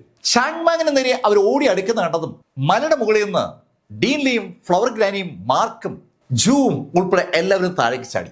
ആദ്യം താഴെ എത്തിയത് ജൂ ആണെന്ന് പറയാം. ചാങ്മാങ്ങിന് ഇടിയേറ്റ് ഒരു മോൺസ്റ്റർ തെറിക്കുമ്പോഴേക്കും ജൂ അടുത്തെത്തിക്കഴിഞ്ഞു. ജൂവും അതിശക്തമായി എതിരാളികളെ നേരിട്ട് തുടങ്ങി. ഒരുപാട് നാളുകൾക്ക് ശേഷം ആദ്യമായിട്ട് മാർക്ക് ഫെല്ലർ സർവ്വതും മറന്ന് അറ്റാക്ക് ചെയ്യുന്ന കാഴ്ച നമ്മളവിടെ കാണുകയാണ്. മാർക്ക് എതിരാളിയോട് ഒരു ബഹുമാനം ഉള്ളിൽ സൂക്ഷിക്കുന്ന ആളാണ്. പക്ഷെ ഇപ്പോ മാർക്ക് സകലതും മറന്നു എന്ന് പറയാം. മാർക്ക് ഫെല്ലർ തന്റെ മുന്നിൽ കാണുന്ന മോൺസ്റ്റേഴ്സിനെ ശരിക്കും കൊല ചെയ്യുകയാണ്. അത്രയേറെ ദേഷ്യമാണ് നേരത്തെ ആ കാഴ്ച മാർക്കിൽ ഉണ്ടാക്കിയത്. മാർക്കിൽ മാത്രമല്ല, ഫ്ലവർ ഗ്രാനിയിലും ഡീൻലിയിലും ചാങ്റയിലും മെരിയിലും ഒക്കെ അതുണ്ടാക്കിയ ദേഷ്യത്തിന് അളവുകളില്ല എന്ന് തന്നെ പറയാം. എൻറ്റയർ ടീമും മാർക്കിനൊപ്പമുള്ള മുഴുവൻ ടീമും താഴേക്ക് പറന്നിറങ്ങിയായിരുന്നു. അങ്കിൾ ഗുവാൻ ഉൾപ്പെടെയുള്ള സകല ആളുകളും അതിശക്തമായിട്ട് തന്നെ ആ മോൺസ്റ്റേഴ്സിനെ നേരിട്ട് തുടങ്ങി. ഏകദേശം 4000-ഓളം മോൺസ്റ്റേഴ്സാണ് അടുത്ത 3-4 മണിക്കൂർ കൊണ്ട് അവിടെ കൊല്ലപ്പെട്ടത്. സകല മോൺസ്റ്റേഴ്സും കൊല്ലപ്പെട്ടതും ആ സ്ത്രീകളെ ബാധിച്ചിരുന്ന ശാപം അങ്ങ് ഇല്ലാതായെന്ന് പറയാം. പക്ഷെ അടുത്ത നിമിഷത്തിൽ ആ സ്ത്രീകൾ ഒരു ആപത്ത് തിരിച്ചറിയുകയാണ്. അവരുടെ ഉള്ളിൽ വളരുന്നത് മോൺസ്റ്റർ കുഞ്ഞുങ്ങളാണ്. ആ മോൺസ്റ്റർ കുഞ്ഞുങ്ങൾ പുറത്തു വന്നാലുടൻ അവരെ കൊല്ലും. ആ മോൺസ്റ്റർ കുഞ്ഞുങ്ങൾ പുറത്തു വന്നാൽ അവരെ കൊല്ലുമെന്ന് മാത്രമല്ല, ആ മോൺസ്റ്റർ കുഞ്ഞുങ്ങൾ നാളെ മനുഷ്യ സമൂഹത്തിന് വല്ലാത്ത അപകടം ഉണ്ടാക്കുകയും ചെയ്യും. ആ യാഥാർത്ഥ്യം തിരിച്ചറിഞ്ഞ ആ അമ്മമാർ പെട്ടെന്ന് മുഖത്തോടോ നോക്കി. അടുത്ത നിമിഷത്തിൽ ശരിക്കും ഞെട്ടിപ്പിക്കുന്ന ഒരു കാഴ്ച അവിടെ അരങ്ങേറുകയാണ്. ആ സ്ത്രീകൾ പരസ്പരം അങ്ങോട്ടും ഇങ്ങോട്ടും കൈകൾ കഴുത്തിൽ കോർത്തു പിടിച്ച് ഞെക്കി കൊന്നുടങ്ങി. ആളുകൾ പരസ്പരം കഴുത്ത് നീക്കി കൊല്ലുകയാണ്. ആ കാഴ്ച കണ്ട ഡെയിലിക്കും ഫ്ലവർഗ്രാനിക്കും ആ കാഴ്ചയിലേക്ക് നോക്കാനേ വയ്യ എന്ന് പറഞ്ഞാൽ അതാണ് ശരി. ശരിക്കും ഭയപ്പെടുത്തുന്ന, സങ്കടപ്പെടുത്തുന്ന ഒരു രംഗത്തിന് അവർ സാക്ഷിയായി. പക്ഷെ അതല്ലാതെ വേറൊരു മാർഗവുമില്ല. ആ അമ്മമാർ ജീവിച്ചിരുന്നാൽ നാളെ അത് വലിയൊരു ആപത്തായി മാറുമെന്ന് അവർക്ക് എല്ലാവർക്കും അറിയാം. ഏകദേശം 1-2 മണിക്കൂർ കഴിഞ്ഞപ്പോൾ അവിടെ ഉണ്ടായിരുന്ന മുഴുവൻ സ്ത്രീകളും കൊല്ലപ്പെട്ടു. സകല സ്ത്രീകളും കൊല്ലപ്പെട്ടു എന്ന് ബോധ്യമായതും ഡീൻലിയും ഫ്ലവർഗ്രാനിയും മാർക്കും അവരുടെ ആ ഇന്റേണൽ എനർജി ഉപയോഗിച്ച് അവിടെ ഒരു തീ തന്നെ സൃഷ്ടിച്ചു. ആ തീ ആ മുഴുവൻ ഏരിയയും പതുക്കെ അങ്ങ് വെഴുകി തുടങ്ങി. മോൺസ്റ്റേഴ്സിന്റെയും ആ സ്ത്രീകളുടെയും ഡെഡ് ബോഡികൾ മുഴുവൻ കത്തിത്തീരുന്നവരെ ആ എൻ്റെ ടീം അവിടെ നിൽക്കുകയാണ്. അവർ ആ കത്തുന്ന തീയിലേക്ക് അങ്ങനെ നോക്കി നിൽക്കുമ്പോൾ മറ്റു ചില സംഭവങ്ങൾ പുറത്ത് സംഭവിച്ചു കഴിഞ്ഞു. പുറത്ത് അകത്തുള്ള മോൺസ്റ്റേഴ്സ് കൊല്ലപ്പെട്ട വിവരം അറിഞ്ഞിട്ട് ആരൊക്കെയോ എത്തിയിരിക്കുകയാണ്. ശക്തരായ ആളുകളുമായി മോൺസ്റ്റർമാരുടെ ലീഡർമാർ സ്ഥലത്തേക്ക് വരുന്നുണ്ടെന്നുള്ള തോന്നൽ ഡീനിലേക്കും മാർക്കിനും ഉണ്ടായി. അവർ വന്ന പാത്തിലേക്ക് ഇനി കടന്നാൽ അപകടമാണ്. താഴെ ആ എൻറ്റിയർ മേഖലയും കത്തിക്കൊണ്ടിരിക്കുകയാണ്. അവിടെ നിന്ന് എങ്ങോട്ട് പോകണം അതിനെക്കുറിച്ച് ആലോചിച്ചപ്പോൾ ഡീൻലി തന്റെ മനസ്സ് കേന്ദ്രീകരിച്ച് അല്പനേരം ഒന്ന് ആലോചിച്ചു. ഡീൻലിക്ക് അസാമാന്യമായ ഒരു ശേഷിയുണ്ട്, ഡിഡക്ഷൻ ശേഷി. ആ ശേഷി നന്നായിട്ട് വിനിയോഗിച്ച് ഡീൻലി അല്പസമയം കഴിഞ്ഞതും മാർക്കിനോട് പറഞ്ഞു, മാർക്ക് ബാ. അങ്ങനെ പറഞ്ഞുകൊണ്ട് ഡീൻലി മുന്നോട്ട് കുതിച്ചതും ബാക്കിയുള്ള ആളുകളും ഡീൻലിയുടെ പുറകെ കുതിക്കുകയാണ്. അവർക്കറിയാം ഏതാനും മിനിറ്റുകൾ കഴിഞ്ഞാൽ മോൺസ്റ്റർ റൈസിലെ ശക്തരായ ആളുകൾ അവിടേക്ക് ഇരച്ചു കയറുമെന്ന്. അവിടെ അകത്തുണ്ടായിരുന്ന മോൺസ്റ്റേഴ്സ് ശക്തരല്ല, പക്ഷെ ശക്തരായ മോൺസ്റ്റേഴ്സിനെ സൃഷ്ടിക്കാൻ കഴിയുന്ന ഒരു സംവിധാനമാണ് അവിടെ ഉണ്ടായിരുന്നത്. അവിടെ ഉണ്ടായിരുന്ന സ്ത്രീകളുടെ കുഞ്ഞുങ്ങൾ വലുതായി അതിശക്തരായ മോൺസ്റ്റേഴ്സായി മാറും. അതിനു വേണ്ടിയുള്ള ഒരു സ്ഥലമാണ് അവിടെ കേന്ദ്രീകരിച്ചിരുന്നത്. അതുകൊണ്ടാണ് മറ്റാളുകളിൽ നിന്ന് ആ സ്ഥലത്തെ മറച്ചു പിടിച്ചിരുന്നത്. ഇപ്പോ മാർക്കിനും കൂട്ടർക്കും കഥ അറിയാം. അവര് ഡീനിലേക്ക് പുറകെ അതിവേഗം പായുകയാണ്. അവർ അതിവേഗം മലകൾക്കിടയിലൂടെയും മലകൾക്ക് മുകളിലൂടെയും അങ്ങനെ ഓടി ഒരു പ്രത്യേക സ്ഥലത്തെത്തിയപ്പോൾ മുന്നിലുള്ള കാഴ്ചയിലേക്ക് നോക്കി അറിയാതെ നിന്നു പോവുകയാണ്. മുന്നിൽ അവർ കാണുന്നത് ശരിക്കും പള്ളിയിലെ അൾത്താര പോലുള്ള ഒരു സംഭവമാണ്. ഒരിടത്തല്ല, 6 സ്ഥലത്ത്. ആ 6 സ്ഥലത്തും ഒരു പ്രത്യേക കർമ്മം നടക്കുകയാണ്. വലിയ കൽരൂപങ്ങളാണ് 6 സ്ഥലത്തും നിൽക്കുന്നത്. ആ കൽരൂപങ്ങളുടെ അടുത്തേക്ക് മോൺസ്റ്റർ റേസിലെ ആളുകൾ പാഞ്ഞു വരുന്ന കാഴ്ചയാണ് മാർക്കും ടീമും കണ്ടത്. ആ കൽരൂപങ്ങളുടെ അടുത്തേക്ക് പാഞ്ഞു വരുന്ന മോൺസ്റ്റർ റേസിലെ ആളുകൾ അവിടെ എത്തിയിട്ട് സ്വയം ബലിയർപ്പിക്കുകയാണ്. അവർ തന്നെ അവിടെയുള്ള വാളെടുത്ത് അവരുടെ കഴുത്തിലേക്ക് ആഞ്ഞു വെട്ടി സ്വയം ബലിയർപ്പിക്കുന്ന കാഴ്ച. ഒറ്റ വെട്ടിന് കഴുത്തറ്റി അവർ താഴെ വീഴുകയാണ്. സ്വമനസ്സാൽ സ്വയം ബലിയർപ്പിക്കുന്ന ഒരു കാഴ്ച. മാർക്കും ഡീൻലിയും ഫ്ലവർഗ്രാനിയും ജൂവും ചാങ്മാങ്ങും ഉൾപ്പെടെയുള്ള ആ സംഘം ശ്വാസം അടക്കി പിടിച്ച ആ കാഴ്ച കണ്ടത് വിശ്വസിക്കാനാവാത്തൊരു കാഴ്ച. ആദ്യം ബലി അർപ്പിച്ചത് 2 ചിറകുകളുള്ള മോൺസ്റ്റേഴ്സ് ആണെങ്കിൽ തുടർന്ന് ബലി അർപ്പിച്ചത് 2 ജോഡി ചിറകുകളുള്ള മോൺസ്റ്റേഴ്സ് ആണ്. അതിനുശേഷം 3 ജോഡി ചിറകുകളുള്ള മോൺസ്റ്റേഴ്സ്. ആ 6 അൾത്താരകൾക്ക് മുന്നിലായി ആയിരക്കണക്കിന് മോൺസ്റ്റേഴ്സ് ആണ് ബലി അർപ്പിച്ചുകൊണ്ടിരിക്കുന്നത്. ഒരാൾ ബലി അർപ്പിച്ച് കഴിയുന്നതും അടുത്ത ആൾ ബലി അർപ്പിക്കുകയാണ്. അവർ ബലി അർപ്പിക്കുമ്പോൾ ആ രക്തം അവിടെയുള്ള കല്ലിന് മുകളിലേക്ക് വീഴുകയാണ്. കല്ലിന് മുകളിലേക്ക് ആ രക്തം വീഴുന്ന ആ നിമിഷത്തിൽ നേരെ എതിരെ കാണുന്ന ആ കൂറ്റൻ കൽരൂപത്തിന് ഒരു തിളക്കം കൂടുന്ന പോലെ മാർക്കിനും ഡീൻലിക്കൊക്കെ തോന്നുന്നുണ്ട്. ശരിക്കും ആ കല്ലിന്റെ തിളക്കം കൂടിക്കൂടി വന്നാൽ എന്തോ ഒരു കുഴപ്പം ഉണ്ടാകുന്നൊരു തോന്നൽ ഇപ്പോ മാർക്കിനും കൂട്ടർക്കും ഉണ്ട്. ഇതിനിടയിൽ എവിടെ നിന്നൊക്കെ ആളുകളെയും കൊണ്ടുവന്ന് അവർ കൊന്ന് ആ കല്ലിൽ ഒഴിക്കുന്നുണ്ട്. ഇപ്പൊ വരുന്ന മോൺസ്റ്റേഴ്സിന്റെ കയ്യിൽ 2, 3, 4, 5 ആളുകൾ കാണും. അവരുടെയൊക്കെ തലകൾ അതിവേഗം വെട്ടപ്പെടുകയാണ്. ആ രക്തവും ആ കല്ലിലേക്ക് ഒഴിച്ചുകൊണ്ടിരിക്കുകയാണ്. ആ ആളുകളെ കൊന്നു കഴിയുന്നതും സ്വന്തം തലകൂടി ആ മോൺസ്റ്റേഴ്സ് അരിഞ്ഞ് താഴെ ഇടുകയാണ്. ആ കല്ലിൽ രക്തം ഒഴിക്കാൻ വേണ്ടി ജീവൻ കൊടുക്കുന്നതിൽ ഒരു തെറ്റുമില്ല എന്ന് കരുതുന്ന ആയിരക്കണക്കിന് മോൺസ്റ്റേഴ്സിന്റെ ഒരു സ്ഥലമാണ് ആ അൾത്താര എന്ന് പറയാം. ഓരോ അൾത്താരയിലും ആയിരക്കണക്കിന് മോൺസ്റ്റേഴ്സ് ആണ് അവരുടെ ജീവൻ ബലി അർപ്പിച്ചത്. പെട്ടെന്ന് ആ ആയിരങ്ങൾ 10,000-ങ്ങളായി മാറി. കൊല്ലപ്പെട്ട ആളുകളുടെയും സ്വയം ബലിയർപ്പിച്ച ആളുകളുടെയും സോളുകൾ ഈ സമയത്ത് അവിടെ തന്നെ ഉണ്ട്. സോൾ ടോർമെന്റ് മൈൻഡ് ടെക്നിക്ക് ഉപയോഗിക്കുന്ന മാർക്ക് ഫെല്ലർക്ക് അവിടെ സോളുകളുടെ സാന്നിധ്യം കണ്ടെത്താൻ ഒരു ബുദ്ധിമുട്ടുമില്ല. നഗ്ന നേത്രങ്ങൾ കൊണ്ട് മറ്റുള്ള ആളുകൾക്ക് കാണാൻ കഴിയാത്ത ആ സോളുകൾ അവിടെ ലക്ഷക്കണക്കിനുണ്ട്. അത് കണ്ടതും Mark Feller soul torment technique activate ചെയ്തു. Mark soul torment mind technique activate ചെയ്തതും താഴ്വാരത്തുള്ള ടൺ കണക്കിന് സോളുകൾ മാർക്കിന് നേരെ പാഞ്ഞു തുടങ്ങി. മലയുടെ മുകളിലേക്ക് ആ സോളുകൾ പാഞ്ഞു പോകുന്ന കാഴ്ച താഴെ ഈ ബലികർമ്മത്തിൽ ഏർപ്പെട്ടിരിക്കുന്ന ആ മോൺസ്റ്റേഴ്സ് കണ്ടെങ്കിലും അവരെ അത് മൈൻഡ് ചെയ്യുന്നേയില്ല. അവരവരുടെ പ്രക്രിയ കണ്ടിന്യൂ ചെയ്തുകൊണ്ടിരിക്കുകയാണ്. മാർക്കും ഡീൻലി ഉൾപ്പെടെ ആളുകളും ഇപ്പോൾ ഒരു കാഴ്ച കൂടി കാണുകയാണ്. അവർ വന്നപ്പോൾ കണ്ട ആ കല്ലുകളല്ല ഇപ്പോൾ ഉള്ളത്. ഇപ്പോൾ ആ കല്ലുകളുടെ പ്രകാശം ശരിക്കും കൂടിയിരിക്കുകയാണ്. ശരിക്കും ശക്തി ആ കല്ലുകൾക്ക് കൂടി എന്നൊരു തോന്നൽ. മാർക്കിനടുത്തേക്ക് പാഞ്ഞു വന്ന സോളുകൾ പെട്ടെന്ന് മാർക്കിനെ ടച്ച് ചെയ്യാതെ തിരിച്ച് ആ താഴ്വാരത്തേക്ക് തന്നെ മടങ്ങി. അത് മാർക്കിനെ അതിശയിപ്പിച്ചു എന്ന് പറയാം. സാധാരണഗതിയിൽ soul torment mind technique mark activate ചെയ്താൽ സമയത്തുള്ള എല്ലാ സോളുകളും മാർക്കിനടുത്തേക്ക് പാഞ്ഞു വരും. മാർക്ക് ആ സോളുകളെ അബ്സോർബ് ചെയ്യണം പതിവ്. ഇപ്പോൾ മാർക്കിനടുത്തേക്ക് പാഞ്ഞു വന്ന സോളുകളെ മറ്റാരോ തിരിച്ചു വിളിച്ചതുപോലെ ഒരു തോന്നൽ. അവ പെട്ടെന്ന് മടങ്ങി ഓടിപ്പോയത് ആ അൾത്താരകൾക്ക് നേരെയാണ്.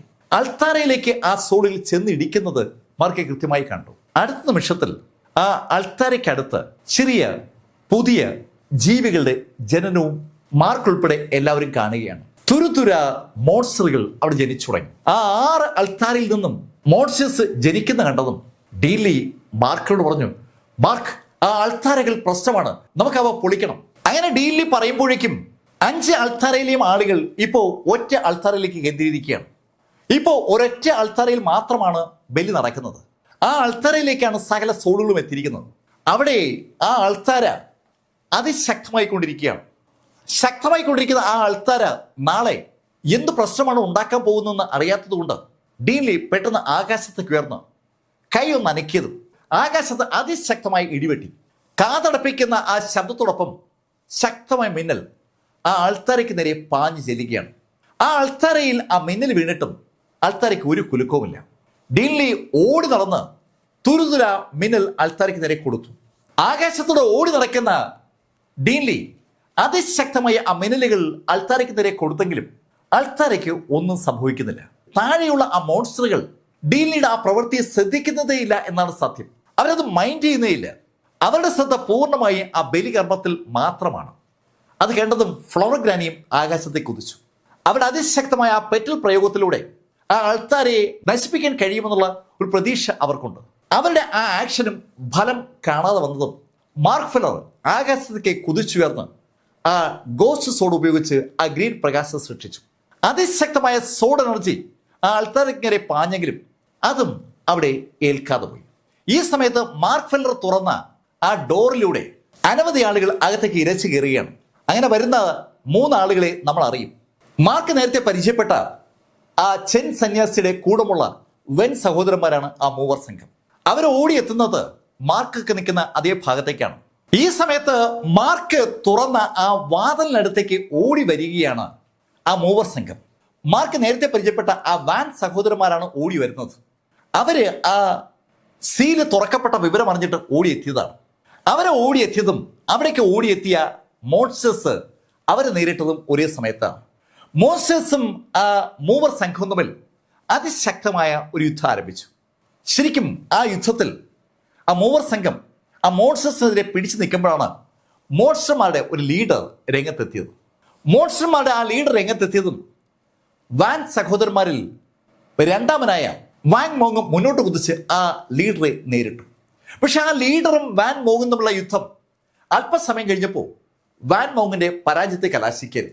താൻ പരാജയപ്പെടുന്നു തോന്നിയതും വാൻ മോങ് തന്റെ സോള് തന്നെ കത്തിച്ച് ഒരു സൂയിസൈഡ് ആക്ടിവിറ്റി നടത്തി ആ സംഘത്തിനകത്തേക്ക് പാഞ്ഞു കയറിയെങ്കിലും അതുകൊണ്ടൊന്നും ആ മോൺസ്റ്റേഴ്സിനെ അവസാനിപ്പിക്കാൻ പറ്റിയില്ല. ഇത് കണ്ടതും ആ ഇളയ സഹോദരനും അതേ ശൈലിയിൽ ഒരു അറ്റാക്ക് നടത്തി. അയാളും അവിടെ കൊല്ലപ്പെട്ടു. തന്റെ 2 സഹോദരന്മാരെ കൊല്ലപ്പെട്ട കണ്ടതും ജ്യേഷ്ഠൻ വാനും മുന്നോട്ട് കുതിച്ച ആ നിമിഷത്തിൽ ആകാശത്ത് അതിശക്തമായ ഒരു സോൾ പ്രകാശം ഉണ്ടായി. ആ സോൾ പ്രകാശം സകലത്തിനെ തകർത്ത് തരിപ്പണമാക്കിക്കൊണ്ട് ആ ലീഡർ നേരെ പാഞ്ഞു വരികയാണ്. ആ ലീഡറുടെ തല അറുത്ത് മാറ്റിക്കൊണ്ട് ആ സോൾ പ്രകാശം കടന്നുപോയതും ആ വാൻ സഹോദരന്മാരുടെ എൽഡറുടെ അടുത്തായി 3 ആളുകൾ ലാൻഡ് ചെയ്തു. അതിൽ ഏറ്റവും മുന്നിൽ നിൽക്കുന്നത് സാക്ഷാൽ ഈവിൾ എക്സ്റ്റർമിനേറ്റർ ആണ്. ടെർമിനേറ്റർ എന്ന് വിളിക്കപ്പെടുന്ന ആ ഈവിൾ എക്സ്റ്റർമിനേറ്റർ മുന്നിലും അദ്ദേഹത്തിന് ഇടതുവശത്ത് അങ്കിൾ ലിങ്ങും വലതുവശത്ത് ലിങ്ങൂരുമാണ്. ആ മൂവർ സംഘം മുന്നിൽ കാണുന്ന ആ മോൺസ്റ്റേഴ്സിനെ ഒന്ന് നോക്കി. അടുത്ത നിമിഷത്തിൽ ആ മൂവർ സംഘത്തിലെ നേതാവ് ഈവിൾ എക്സ്റ്റർമിനേറ്റർ മുന്നോട്ട് കുതിച്ച് ആ വാള് ഒന്ന് കറക്കി വീശിയതും അനവധി മോൺസ്റ്റേഴ്സ് അവിടെ അറ്റുവീണ മോൺസ്റ്റേഴ്സിന്റെ എണ്ണം 100 ആണെങ്കിൽ തൊട്ടുപുറകെ ആയിരക്കണക്കിന് മോൺസ്റ്റേഴ്സ് രംഗത്ത് വന്നതും അങ്കിൾ ലിങ് ഈവിൾ എക്സ്റ്റർമിനേറ്ററോട് പറഞ്ഞു, നമുക്ക് ഇവിടെ നിൽക്കണ്ട, നമുക്ക് ആ പാസേജ് വഴി താഴേക്ക് പോകാം, താഴെ എന്താ സംഭവിക്കുന്നത് കാണാം. അങ്ങനെ പറഞ്ഞതും ഈവിൾ എക്സ്റ്റർമിനേറ്ററും ആ വാനും അങ്കിൾ ലിങ്ങും ലെങ്ങൂരും അതിവേഗം ആ പാസേജ് വഴി മാർക്ക് ഫെല്ലറും ടീമും നിൽക്കുന്ന ഭാഗത്തേക്ക് എത്തി. അതിവേഗമാണ് അവരവിടെ എത്തിയത്. അവരവിടെ എത്തുമ്പോൾ മാർക്കും ഡീൻ ലീയും ഫ്ലവർ ഗ്രാനിയും ബാക്കിയുള്ള ആളുകളൊക്കെ ആ അൾത്താര തകർക്കാൻ ശ്രമിക്കുന്നതാണ് അവർ കണ്ടത്. ആ അൾത്താര തകർക്കാൻ ശ്രമിക്കുന്ന ആ കാഴ്ച ഈവിൾ എക്സ്റ്റർമിനേറ്ററും ടീമും കാണുമ്പോഴേക്കും, ഈവിൾ എക്സ്റ്റർമിനേറ്ററും സംഘവും എത്തുമ്പോഴേക്കും മറ്റൊരു കാര്യം കൂടി സംഭവിച്ചു. ആകാശത്ത് ഒരു മഴവിൽ പ്രകാശം ഉണ്ടായി. ആ മഴവിൽ പ്രകാശം പെട്ടെന്ന് സകല സ്ഥലത്തേക്ക് പ്രകാശം വ്യാപിപ്പിച്ചതും ആ പ്രകാശങ്ങളുടെ നടുക്കായി ഒരു വാതിൽ തുറക്കപ്പെട്ടു. മനുഷ്യരുടെ പാത്ത് ഓഫ് ഹെവൻ പോലെ മോൺസ്റ്റർ റേസിന്റെ പാത്ത് ഓഫ് ഹെവനാണ് അവിടെ പ്രത്യക്ഷപ്പെട്ടത്. ആ പാത്ത് ഓഫ് ഹെവനിലേക്ക് താഴെ നിൽക്കുന്ന മാർക്ക് ഫെല്ലറും ടീം അറിയാതെ നോക്കിപ്പോവുകയാണ്. അതിശക്തനായ ഒരാളുടെ സാന്നിധ്യം മുകളിൽ കാണാം. ആ പാത്ത് ഓഫ് ഹെവൻ മുകളിൽ വന്നതും അവിടെ നിന്ന് ശക്തമായ പ്രകാശം ആ അൾത്താരയ്ക്ക് മുകളിലേക്ക് പാഞ്ഞു വന്നത് ഒരേ നിമിഷത്തിലാണ്. ആ എൻറ്റയർ അൾത്താരയും ആ പ്രകാശത്തിലേക്ക് കുളിച്ചു. ആ അൾത്താരയ്ക്ക് ചുറ്റുമായി 10,000-കണക്കിന് മോൺസ്റ്റേഴ്സിന്റെ ഡെഡ് ബോഡി ഉണ്ട്. ആ ഡെഡ് ബോഡികളിൽ എല്ലാം ആ പ്രകാശം പതിച്ചതും അമ്പരപ്പിക്കുന്ന ഒരു രംഗമുണ്ടായി. ആ ഡെഡ് ബോഡികൾ പതുക്കെ എണീറ്റുടങ്ങുകയാണ്. ആ ഡെഡ് ബോഡികൾ നേരത്തെ ചിലതിനൊക്കെ 1 ജോഡി ചിറക്, ചിലതിനൊക്കെ 2 ജോഡി ചിറക്, ചിലതിനൊക്കെ 3 ജോഡി ചിറകാണ്. ആ ചിറകുകൾ പതുക്കെ പതുക്കെ മുളച്ചു വരികയാണ്. 1 ജോഡി ചിറകുണ്ടായിരുന്ന മോൺസ്റ്റേഴ്സിന് ഇപ്പോൾ 1 ജോഡി കൂടി ഉണ്ടാവുകയാണ്. 2 ജോഡി ഉണ്ടായിരുന്നതിന് 1 ജോഡി കൂടി അധികം ഉണ്ടായി. 3 ജോഡി ഉണ്ടായത് 4 ജോഡി ആവുകയാണ്. ഈ കാഴ്ച ഞെട്ടലോടെ മാർക്ക് ഫെല്ലറും ടീമും കാണുമ്പോൾ ഈവിൾ എക്സ്റ്റർമിനേറ്റർ ആകാശത്തേക്ക് കുതിച്ച് തന്റെ വാളുകൊണ്ട് അതിശക്തമായി ആ അൾത്താരയ്ക്ക് നേരെ ആഞ്ഞൊരൊറ്റ വെട്ട്. ഈവിൾ എക്സ്റ്റർമിനേറ്ററുടെ അതിശക്തമായ ആ സോൾ ലൈറ്റ് ആ അൾത്താരയ്ക്ക് നേരെ പായുന്ന അതേ നിമിഷത്തിൽ മാർക്ക് ഫെല്ലറുടെ ഗ്രീൻ സോഡും അവിടേക്ക് ആഞ്ഞു വെട്ടി. അതേ നിമിഷത്തിൽ ഡീൻ ലീ തന്റെ കൈകൾ കൊണ്ട് ശക്തമായ മിന്നൽ സൃഷ്ടിക്കുകയാണ്. ഫ്ലവർ ഗ്രാനി ആകാശത്തെ കുതിച്ചുയർന്ന് താഴേക്ക് ആ പെറ്റിലുകളുടെ വൻതോതിലുള്ള വർഷം ഉണ്ടാക്കി. സകല ആളുകളും ഒന്നിച്ചു ചേർന്നിട്ട് ആ അൾത്താരയ്ക്ക് നേരെ അതിശക്തമായി അറ്റാക്ക് ചെയ്യുമ്പോൾ അൾത്താര മുകളിൽ നിന്നുള്ള പ്രകാശത്തിൽ അങ്ങനെ കുളിച്ചു നിൽക്കുകയാണ്. ആ പ്രകാശം താഴെ വീണ് കിടക്കുന്ന, മരിച്ചു കിടക്കുന്ന ആ മോൺസ്റ്റേഴ്സിന്റെ പുറത്ത് വീണിരിക്കുന്നതിന്റെ ഫലമായി മോൺസ്റ്റേഴ്സ് തുരുതുര എണീറ്റുകൊണ്ടിരിക്കുകയാണ്. ആ മുഴുവൻ മോൺസ്റ്റേഴ്സും എണീറ്റ് കഴിഞ്ഞാൽ പിന്നെ അവിടെ പിടിച്ചു നിൽക്കാൻ കഴിയില്ല എന്ന യാഥാർത്ഥ്യം ആ അൾത്താരയെ അറ്റാക്ക് ചെയ്യുന്ന സമയത്ത് മാർക്കിനും ടീമിനും ഉണ്ട്. ആ അൾത്താര അവിടെ വീണ് കിടക്കുന്ന ആളുകളുടെ ശക്തി വർദ്ധിപ്പിക്കാൻ സഹായകരമായ ഒരു സംഭവമാണെന്ന് തോന്നൽ ഡീൻ ലീക്ക് ഏതാണ്ട് ഉറച്ചു കഴിഞ്ഞു. അതുകൊണ്ടാണ് ഡീൻ ലീ 2 കൽപ്പിച്ച് അറ്റാക്ക് നടത്തുന്നത്. ഈവിൾ എക്സ്റ്റർമിനേറ്ററുടെ അതിശക്തമായ ആ സോൾ ലൈറ്റും മാർക്ക് ഫെല്ലറുടെ സോൾ ലൈറ്റും ഡീൻ ലീയുടെ ആ തണ്ടർ ലൈറ്റ്നിങ്ങും ഫ്ലവർ ഗ്രാനിയുടെ ഫ്ലവേഴ്സും ഒന്നിച്ച് അൾത്താരയ്ക്ക് മുകളിൽ പതിച്ചപ്പോൾ ആ അൾത്താര ഒന്ന് കുലുങ്ങി. ഈ ഭൂമിയിൽ സംഘടിപ്പിക്കാൻ കഴിയുന്ന ഏറ്റവും ശക്തമായ കോമ്പിനേഷനാണ് അവിടെ മാർക്ക് ഫെല്ലർ ഉപയോഗിച്ചിരിക്കുന്നത്. ആ കോമ്പിനേഷൻ അതിശക്തമായ ആ അൾത്താരെ വീണതും ആ അൾത്താര കുലുങ്ങി. ആ സമയത്ത് 4 ജോഡി ചിറകളുള്ള ഇഷ്ടം പോലെ ഡീമനുകൾ അവിടെ ജനിച്ചു കഴിഞ്ഞു. ഇപ്പോൾ ജനിക്കുന്ന എല്ലാ ഡീമനുകളും 4 ജോഡി ആവുകയാണ്. ആ അൾത്താര അങ്ങനെ തകരുന്ന ആ നിമിഷത്തിൽ ചുറ്റുമായി 4 ജോഡി ചിറകളുള്ള മോൺസ്റ്റേഴ്സ് ഇഷ്ടംപോലെ ജനിക്കുകയാണ്. 1 ജോഡി ചിറകുള്ള മോൺസ്റ്റർ ജനിച്ചാൽ ഉടൻ തന്നെ അത് സ്വയം ജീവൻ അവസാനിപ്പിക്കുകയും അടുത്ത വർഷം അത് 2 ജോഡിയുള്ള മോൺസ്റ്ററായി മാറുകയും ചെയ്യുകയാണ്. സകല മോൺസ്റ്റേഴ്സിന്റെ ലക്ഷ്യം ആ 4 ജോഡി ചിറകുള്ള മോൺസ്റ്റർ ആകുകയാണ് എന്നൊരു തോന്നൽ ഈ കാഴ്ച കാണുന്ന ചാങ്മാങ്ങിന്റെ ടീമിന് ഉണ്ടാകുമ്പോഴേക്കും 4 ജോഡി ചിറകുള്ള മോൺസ്റ്റേഴ്സും അവരുടെ ജീവൻ അവസാനിപ്പിച്ചിട്ട് 5 ജോഡി ചിറകുള്ള മോൺസ്റ്റർ ആകാൻ ശ്രമിക്കുകയാണ്. 5 ജോഡി ചിറകെന്ന് പറയുമ്പോൾ 5th ലെവൽ ട്രാൻസിറ്റിംഗ് സ്റ്റേജിലെ യോദ്ധാവാണെന്നാണ്. ആ സ്റ്റേജിലേക്ക് ഒരാൾ എത്തിക്കഴിഞ്ഞാൽ പിന്നെ അവിടെ നിൽക്കുന്ന ആർക്കും പിടിച്ചിരിക്കാൻ കഴിയില്ല. മാക്സിമം കപ്പാസിറ്റി അവിടെ 4th ലെവലാണ്. ഈവിൾ എക്സ്റ്റർമിനേറ്റർ പോലും 4th ലെവൽ ട്രിബുലേഷൻ ട്രാൻസിറ്റിംഗ് സ്റ്റേജിലാണ്. മാർക്കും ആ ലെവലിലാണ്. ബാക്കി എല്ലാവരും അതിന് താഴെയുള്ളവരാണ്. അവിടെ എമിലി ബ്ലാക്ക് ഉണ്ടായിരുന്നെങ്കിൽ എമിലി 4 ലെവലായനെ. എമിലി ഇപ്പോൾ സോളിറ്ററി ക്ലൗഡ് സിറ്റിയിലേക്ക് പോയിരിക്കുകയാണ്. 5th ലെവലിലേക്ക് ആ മോൺസ്റ്റേഴ്സ് കടക്കുമെന്ന് തോന്നിയ ആ നിമിഷത്തിൽ അതിശക്തമായ അറ്റാക്കിൽ മാർക്കിനും ടീമിനും ആ അൾത്താര മറിച്ചിടാൻ പറ്റി. ആ അൾത്താര ഒരു ശബ്ദത്തോടെ താഴേക്ക് വീഴുമ്പോൾ മുകളിൽ ഈ രംഗം വീക്ഷിക്കുന്ന ഈ മോൺസ്റ്ററൈസിന്റെ പാത്ത് ഓഫ് ഹെവന്റെ മുഖത്ത് വല്ലാത്ത ഒരു ദേഷ്യം ഇരച്ചു കയറി. ആ മോൺസ്റ്ററൈസിന്റെ പാത്ത് ഓഫ് ഹെവൻ നിയന്ത്രിക്കുന്ന വ്യക്തിയുടെ മുഖത്തേക്ക് ദേഷ്യം ഇരച്ചു കയറുന്നത് താഴെ നിൽക്കുന്ന ആളുകൾ പോലും കാണാം. ഡീൻലി എല്ലാവരോടായി പറഞ്ഞു, അതിവേഗം നമുക്ക് ഇവിടുന്ന് രക്ഷപ്പെടണം, ഇല്ലെങ്കിൽ നമുക്ക് ഇവിടുന്ന് രക്ഷപ്പെടാൻ കഴിയില്ല. അത് കേട്ടതും മാർക്ക് ഫെല്ലർ ഈവിൾ എക്സ്ട്രമിനേറ്റർ ഉൾപ്പെടെ ഉള്ള എല്ലാവരോടായി പറഞ്ഞു, എല്ലാവരും സുമേരു റിങ്ങിനകത്ത് കയറ്. കഥയുടെ ഈ ഭാഗം ഞാൻ അവസാനിപ്പിക്കുന്നു. അടുത്ത ഭാഗമായി അടുത്ത ദിവസം വീണ്ടും കാണാം. ഇതുവരെ മാർക്ക് ഫെല്ലറുടെ കഥ നിങ്ങളോട് പറഞ്ഞത് എം ലൈഫിൽ നിന്ന് BS ചന്ദ്രമോഹൻ. കമന്റിൽ ചെയ്യുക. Thank you.